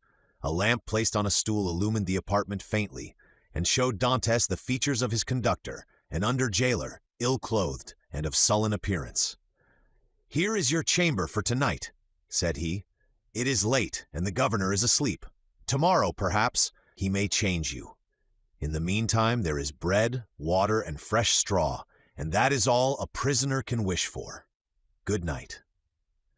And before Dantes could open his mouth, before he had noticed where the jailer placed his bread or the water, before he had glanced towards the corner where the straw was, the jailer disappeared, taking with him the lamp and closing the door, leaving stamped upon the prisoner's mind the dim reflection of the dripping walls of his dungeon. Dantes was alone in darkness and in silence, cold as the shadows that he felt breathe on his burning forehead. With the first dawn of day, the jailer returned, with orders to leave Dantes where he was. He found the prisoner in the same position, as if fixed there, his eyes swollen with weeping. He had passed the night standing and without sleep. The jailer advanced. Dantes appeared not to perceive him. He touched him on the shoulder. Edmund started. "Have you not slept?" said the jailer. "I do not know," replied Dantes. The jailer stared. "Are you hungry?" continued he. "I do not know. Do you wish for anything?" "I wish to see the governor." The jailer shrugged his shoulders and left the chamber. Dantes followed him with his eyes and stretched forth his hands towards the open door, but the door closed. All his emotion then burst forth. He cast himself on the ground, weeping bitterly and asking himself what crime he had committed that he was thus punished. The day passed thus. He scarcely tasted food, but walked round and round the cell like a wild beast in its cage. One thought in particular tormented him, namely that during his journey hither he had sat so still, whereas he might, a dozen times, have plunged into the sea, and thanks to his powers of swimming, for which he was famous, have gained the shore, concealed himself until the arrival of a Genoese or Spanish vessel, escaped to Spain or Italy, where Marseilles and his father could have joined him. He had no fears as to how he should live. Good seamen are welcome everywhere. He spoke Italian like a Tuscan and Spanish like a Castilian. He would have been free and happy with Marseilles and his father, whereas he was now confined in the Château d'If, that impregnable fortress, ignorant of the future destiny of his father and Mercedes, and all this because he had trusted to Villefort's promise. The thought was maddening, and Dantes threw himself furiously down on his straw. The next morning at the same hour the jailer came again. "Well," said the jailer, "are you more reasonable today?" Dantes made no reply. "Come, cheer up. Is there anything that I can do for you?" "I wish to see the governor." "I have already told you it was impossible." "Why so?" "Because it is against prison rules, and prisoners must not even ask for it." "What is allowed, then?" "Better fare, if you pay for it, books and leave to walk about." "I do not want books. I am satisfied with my food and do not care to walk about, but I wish to see the governor." "If you worry me by repeating the same thing, I will not bring you any more to eat." "Well, then," said Edmund, "if you do not, I shall die of hunger. That is all." The jailer saw by his tone he would be happy to die, and as every prisoner is worth 10 sous a day to his jailer, he replied in a more subdued tone. What you ask is impossible, but if you are very well behaved, you will be allowed to walk about, and some day you will meet the governor, and if he chooses to reply, that is his affair." "But," asked Dantes, "how long shall I have to wait?" "Ah, a month, 6 months, a year." "It is too long a time. I wish to see him at once." "Ah," said the jailer, "do not always brood over what is impossible, or you will be mad in a fortnight." "You think so?" "Yes, we have an instance here. It was by always offering 1,000,000 of francs to the governor for his liberty that an abbé became mad who was in this chamber before you." "How long has he left it?" 2 years. "Was he liberated then?" "No, he was put in a dungeon." "Listen," said Dantes. "I am not an abbé. I am not mad. Perhaps I she, but at present, unfortunately, I am not. I will make you another offer." "What is that?" "I do not offer you 1,000,000, because I have it not, but I will give you 100 crowns if, the first time you go to Marseilles, you will seek out a young girl named Mercedes at the Catalans and give her 2 lines from me." "If I took them and were detected, I should lose my place, which is worth 2,000 francs a year, so that I should be a great fool to run such a risk for 300. "Well," said Dantes, "mark this. If you refuse at least to tell Mercedes I am here, I will some day hide myself behind the door, and when you enter I will dash out your brains with this stool." "Threats!" cried the jailer, retreating and putting himself on the defensive. "You are certainly going mad. The abbé began like you, and in 3 days you will be like him, mad enough to tie up, but fortunately there are dungeons here." Dantes whirled the stool round his head. All right," said the jailer. "All right, since you will have it so. I will send word to the governor." "Very well," returned Dantes, dropping the stool and sitting on it as if he were in reality mad. The jailer went out and returned in an instant with a corporal and 4 soldiers. "By the governor's orders," said he, "conduct the prisoner to the tier beneath." "To the dungeon, then," said the corporal. "Yes, we must put the madman with the madman." The soldiers seized Dantes, who followed passively. He descended 15 steps, and the door of a dungeon was opened, and he was thrust in. The door closed, and Dantes advanced with outstretched hands until he touched the wall. He then sat down in the corner until his eyes became accustomed to the darkness. The jailer was right. Dantes wanted but little of being utterly mad. Chapter 9. The evening of the betrothal. Villefort had, as we have said, hastened back to Madame de Saint-Méran's in the Place du Grand Cour, and on entering the house found that the guests whom he had left at table were taking coffee in the salon. René was, with all the rest of the company, anxiously awaiting him, and his entrance was followed by a general exclamation. "Well, decapitator, guardian of the state, royalist, Brutus, what is the matter?" said one. "Speak out." "Are we threatened with a fresh reign of terror?" asked another. "Has the Corsican ogre broken loose?" cried a third. "Marquise," said Villefort, approaching his future mother-in-law, "I request your pardon for thus leaving you.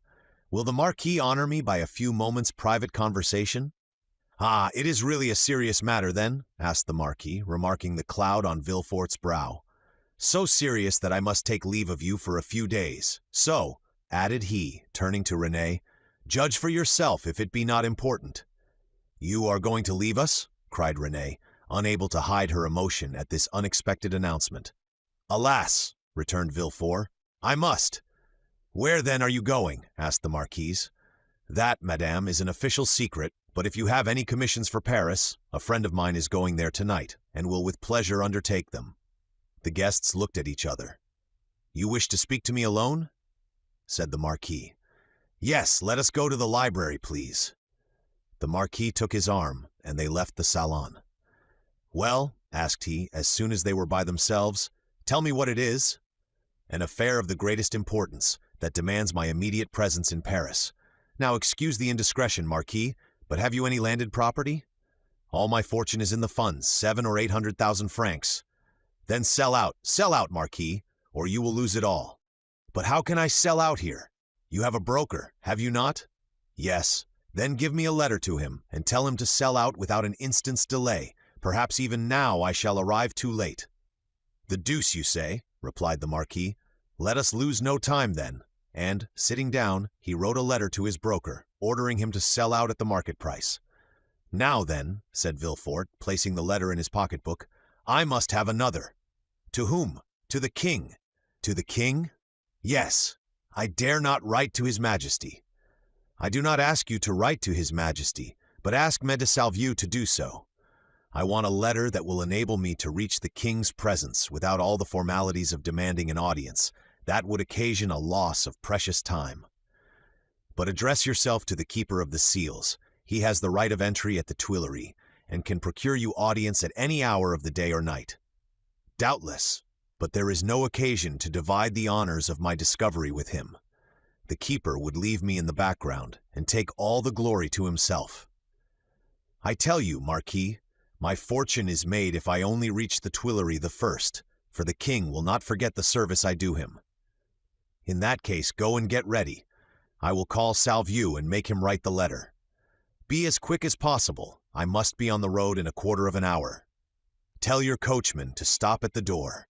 You will present my excuses to the Marquise and Mademoiselle Renée, whom I leave on such a day with great regret. You will find them both here, and can make your farewells in person. 1,000 thanks, and now for the letter." The Marquis rang, a servant entered. "Say to the Comte de Salvieux that I would like to see him." "Now then, go," said the Marquis. "I shall be gone only a few moments." Villefort hastily quitted the apartment, but reflecting that the sight of the deputy procureur running through the streets would be enough to throw the whole city into confusion, he resumed his ordinary pace. At his door he perceived a figure in the shadow that seemed to wait for him. It was Mercédès, who, hearing no news of her lover, had come unobserved to inquire after him. As Villefort drew near, she advanced and stood before him. Dantès had spoken of Mercédès, and Villefort instantly recognized her.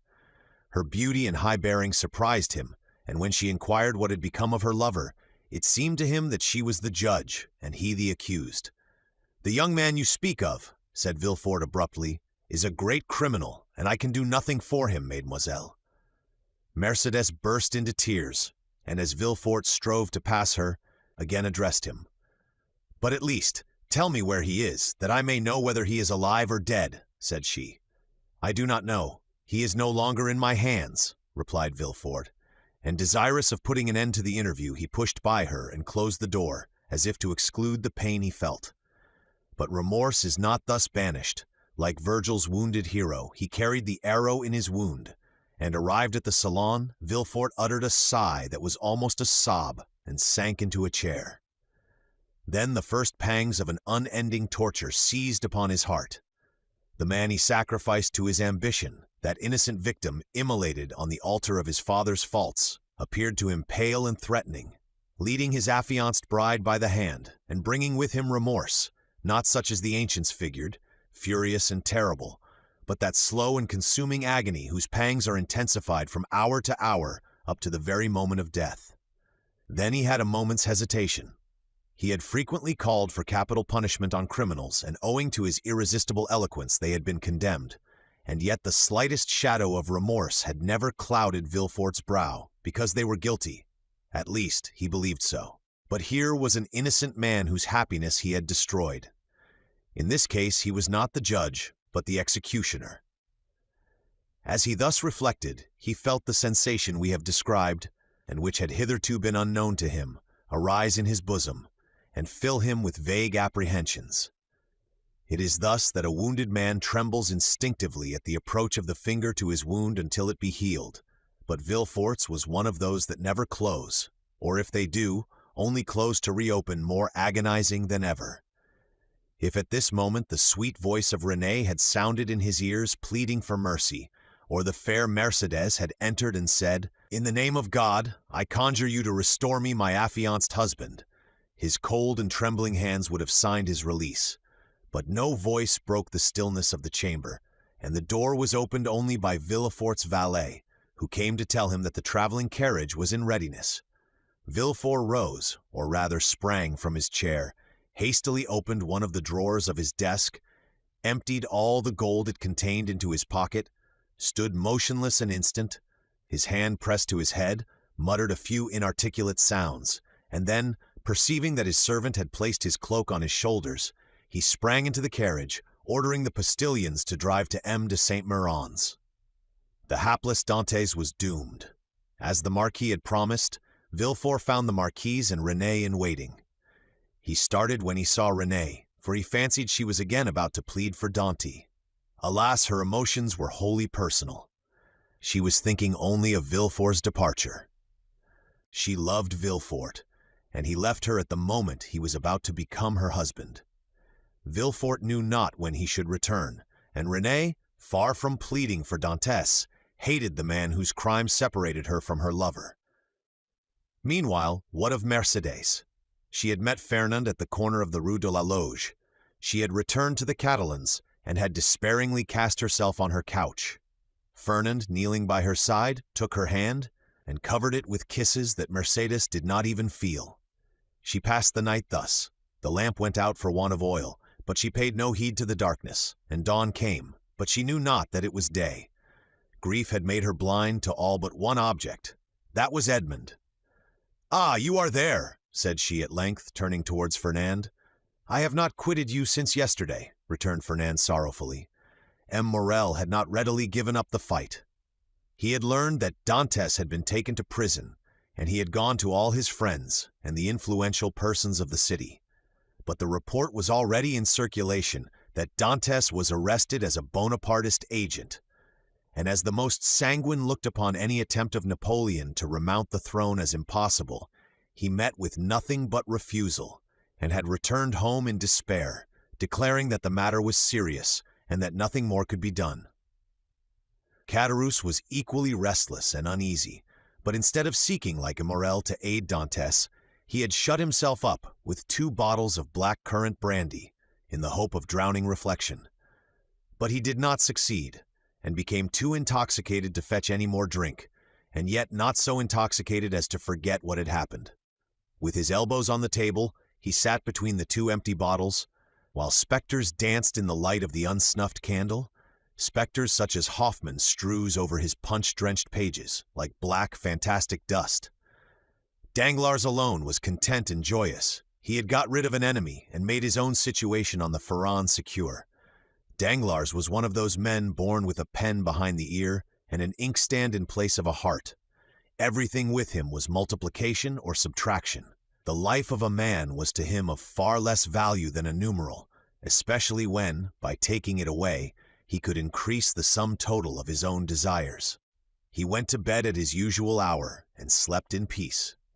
Villefort, after having received M. de Salvieux's letter, embraced Renée, kissed the Marquis's hand, and shaken that of the Marquis, started for Paris along the Aix road. Old Dantes was dying with anxiety to know what had become of Edmond, but we know very well what had become of Edmond. Chapter 10. The King's Closet at the Tuileries. We will leave Villefort on the road to Paris, traveling, thanks to trebled fees, with all speed, and passing through 2 or 3 apartments, enter at the Tuileries the little room with the arched window, so well known as having been the favorite closet of Napoleon and Louis VIII, and now of Louis Philippe. There, seated before a walnut table he had brought with him from Hartwell, and to which, from one of those fancies not uncommon to great people, he was particularly attached, the king, Louis VIII, was carelessly listening to a man of 50 or 52 years of age, with gray hair, aristocratic bearing, and exceedingly gentlemanly attire, and meanwhile making a marginal note in a volume of Griffius's rather inaccurate but much sought-after edition of Horace, a work which was much indebted to the sagacious observations of the philosophical monarch. "You say, sir," said the king, "that I am exceedingly disquieted, sire. Really, have you had a vision of the 7 fat kine and the 7 lean kine?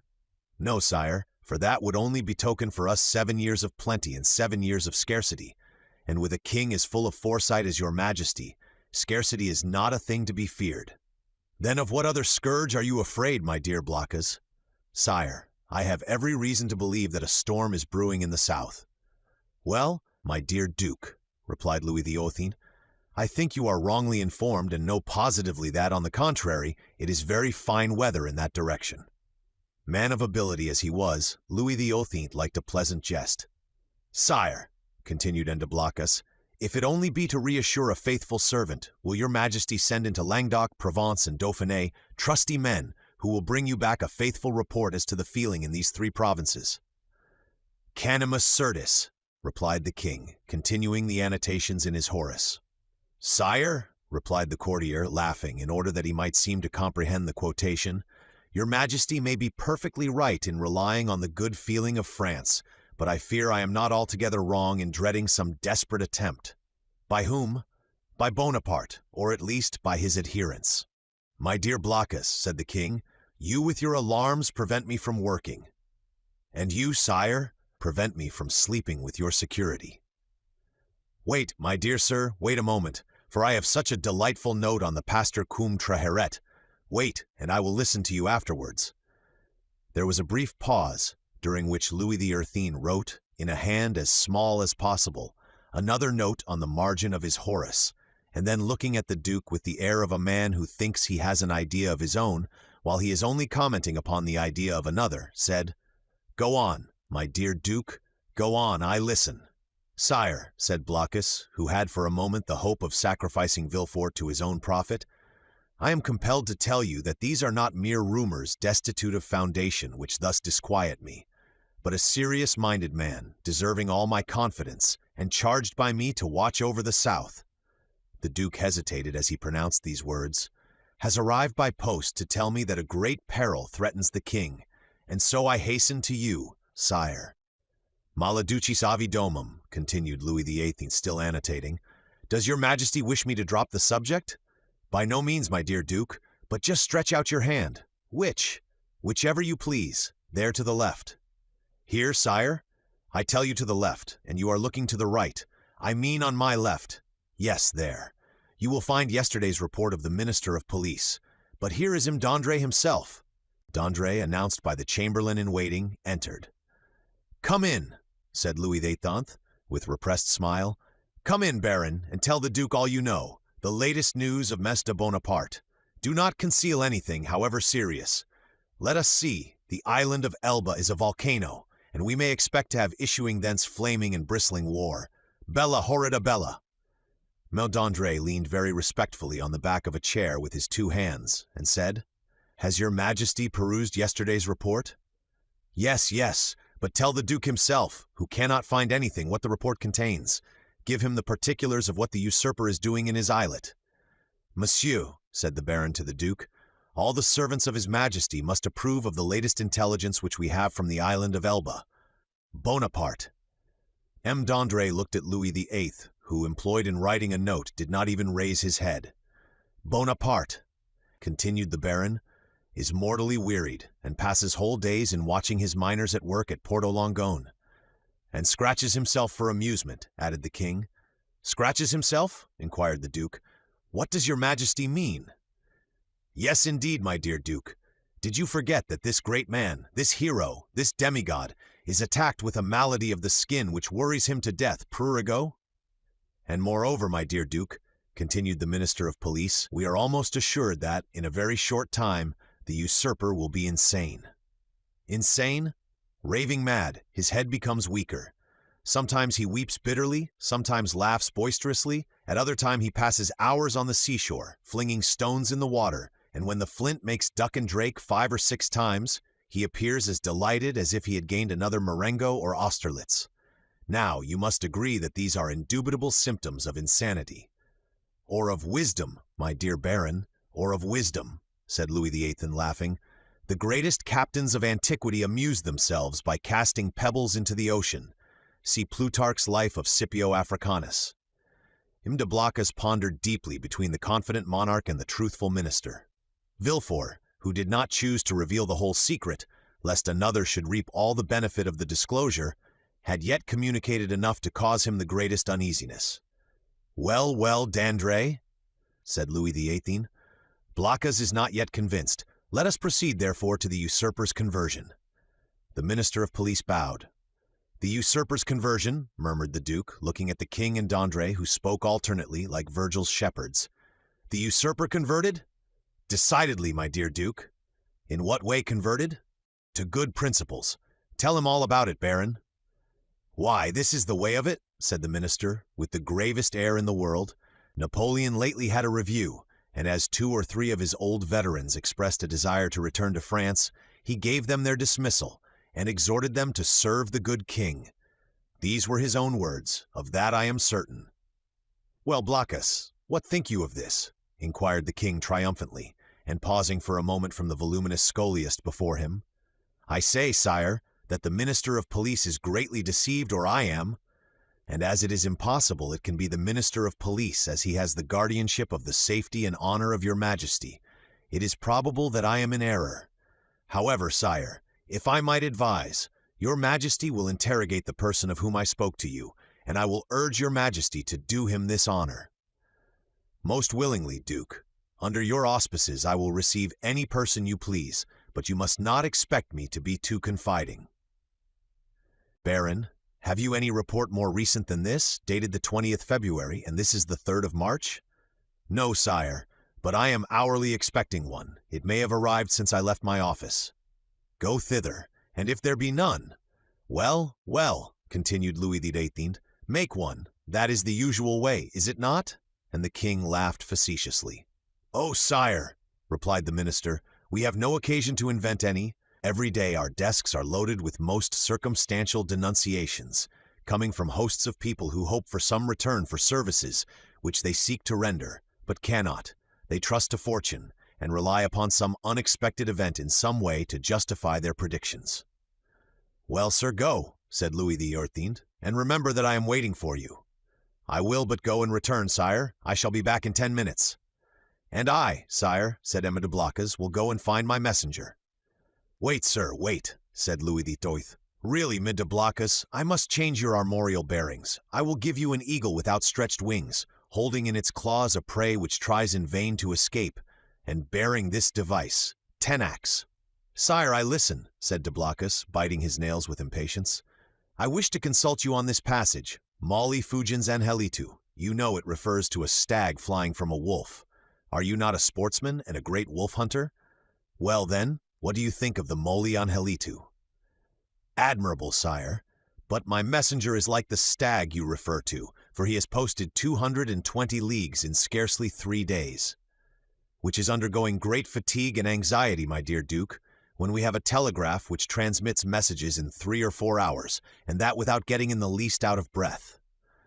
"Ah, sire, you recompense but badly this poor young man who has come so far, and with so much ardor, to give your majesty useful information. If only for the sake of de Salvieux, who recommends him to me, I entreat your majesty to receive him graciously." "De Salvieux, my brother's chamberlain?" "Yes, sire.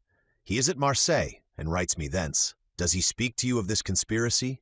"No, but strongly recommends Monsieur de Villefort, and begs me to present him to your majesty." "Miss de Villefort," cried the king. "Is the messenger's name de Villefort?" "Yes, sire. And he comes from Marseilles?" "In person." "Why did you not mention his name at once?" replied the king, betraying some uneasiness. "Sire, I thought his name was unknown to your majesty." "No, no, Blocas, he is a man of strong and elevated understanding, ambitious too, and, pardieu, you know his father's name." "His father?" "Yes, Noirtier. Noirtier the Girondin? Noirtier the senator? He himself. And your majesty has employed the son of such a man? Blocas, my friend, you have but limited comprehension. I told you Villefort was ambitious, and to attain this ambition Villefort would sacrifice everything, even his father." "Then, sire, may I present him?" "This instant, Duke. Where is he?" "Waiting below in my carriage." "Seek him at once." I hastened to do so. The Duke left the royal presence with the speed of a young man. His really sincere royalism made him youthful again. Louis XVIII remained alone, and turning his eyes on his half-opened Horace, muttered, "Justum et tenacem propositi virum." M. de Blocas returned as speedily as he had departed, but in the antechamber he was forced to appeal to the king's authority. Villefort's dusty garb, his costume, which was not of courtly cut, excited the susceptibility of M. de Brezé, who was all astonishment at finding that this young man had the audacity to enter before the king in such attire. The Duke, however, overcame all difficulties with a word, His Majesty's order, and in spite of the protestations which the master of ceremonies made for the honor of his office and principles, Villefort was introduced. The king was seated in the same place where the duke had left him. On opening the door, Villefort found himself facing him, and the young magistrate's first impulse was to pause. "Come in, Mr. Villefort," said the king. "Come in." Villefort bowed, and advancing a few steps, waited until the king should interrogate him. "Mr. Villefort," said Louis XI., "the Duc de Blacas assures me you have some interesting information to communicate." "Sire, the Duke is right, and I believe your Majesty will think it equally important. In the first place, and before everything else, sir, is the news as bad in your opinion as I am asked to believe?" "Sire, I believe it to be most urgent, but I hope by the speed I have used that it is not irreparable." "Speak as fully as you please, sir," said the king, who began to give way to the emotion which had showed itself in Blacas's face and affected Villefort's voice. "Speak, sir, and pray begin at the beginning. I like order in everything." "Sire," said Villefort, "I will render a faithful report to your Majesty, but I must entreat your forgiveness if my anxiety leads to some obscurity in my language." A glance at the king after this discreet and subtle exordium assured Villefort of the benignity of his august auditor, and he went on. "Sire, I have come as rapidly to Paris as possible to inform your Majesty that I have discovered, in the exercise of my duties, not a commonplace and insignificant plot, such as is every day got up in the lower ranks of the people and in the army, but an actual conspiracy, a storm which menaces no less than your Majesty's throne. Sire, the usurper is arming 3 ships. He meditates some project, which, however mad, is yet, perhaps, terrible. At this moment he will have left Elba, to go whither I know not, but assuredly to attempt a landing either at Naples or on the coast of Tuscany, or perhaps on the shores of France. Your Majesty is well aware that the sovereign of the island of Elba has maintained his relations with Italy and France?" "I am, sir," said the king, much agitated. "And recently we have had information that the Bonapartist clubs have had meetings in the Rue Saint-Jacques. But proceed, I beg of you. How did you obtain these details?" "Sire, they are the results of an examination which I have made of a man of Marseilles, whom I have watched for some time and arrested on the day of my departure. This person, a sailor of turbulent character, and whom I suspected of Bonapartism, has been secretly to the island of Elba. There he saw the Grand Marshal, who charged him with an oral message to a Bonapartist in Paris, whose name I could not extract from him. But this mission was to prepare men's minds for a return. It is the man who says this, sire, a return which will soon occur." "And where is this man?" "In prison, sire." "And the matter seems serious to you?" "So serious, sire, that when the circumstance surprised me in the midst of a family festival, on the very day of my betrothal, I left my bride and friends, postponing everything, that I might hasten to lay at your Majesty's feet the fears which impressed me, and the assurance of my devotion." "True," said Louis XVIII. "Was there not a marriage engagement between you and Mademoiselle de Saint-Méran, daughter of one of your Majesty's most faithful servants?" "Yes, yes, but let us talk of this plot, Maître de Villefort." "Sire, I fear it is more than a plot. I fear it is a conspiracy." "A conspiracy in these times," said Louis XVIII, smiling, "is a thing very easy to meditate, but more difficult to conduct to an end. Inasmuch as re-established so recently on the throne of our ancestors, we have our eyes open at once upon the past, the present, and the future. For the last 10 months my ministers have redoubled their vigilance in order to watch the shore of the Mediterranean. If Bonaparte landed at Naples, the whole coalition would be on foot before he could even reach Piombino. If he land in Tuscany, he will be in an unfriendly territory. If he land in France, it must be with a handful of men, and the result of that is easily foretold, execrated as he is by the population. Take courage, sir, but at the same time rely on our royal gratitude." "Ah, here is André," cried de Blacas. At this instant the minister of police appeared at the door, pale, trembling, and as if ready to faint. Villefort was about to retire, but M. de Blacas, taking his hand, restrained him.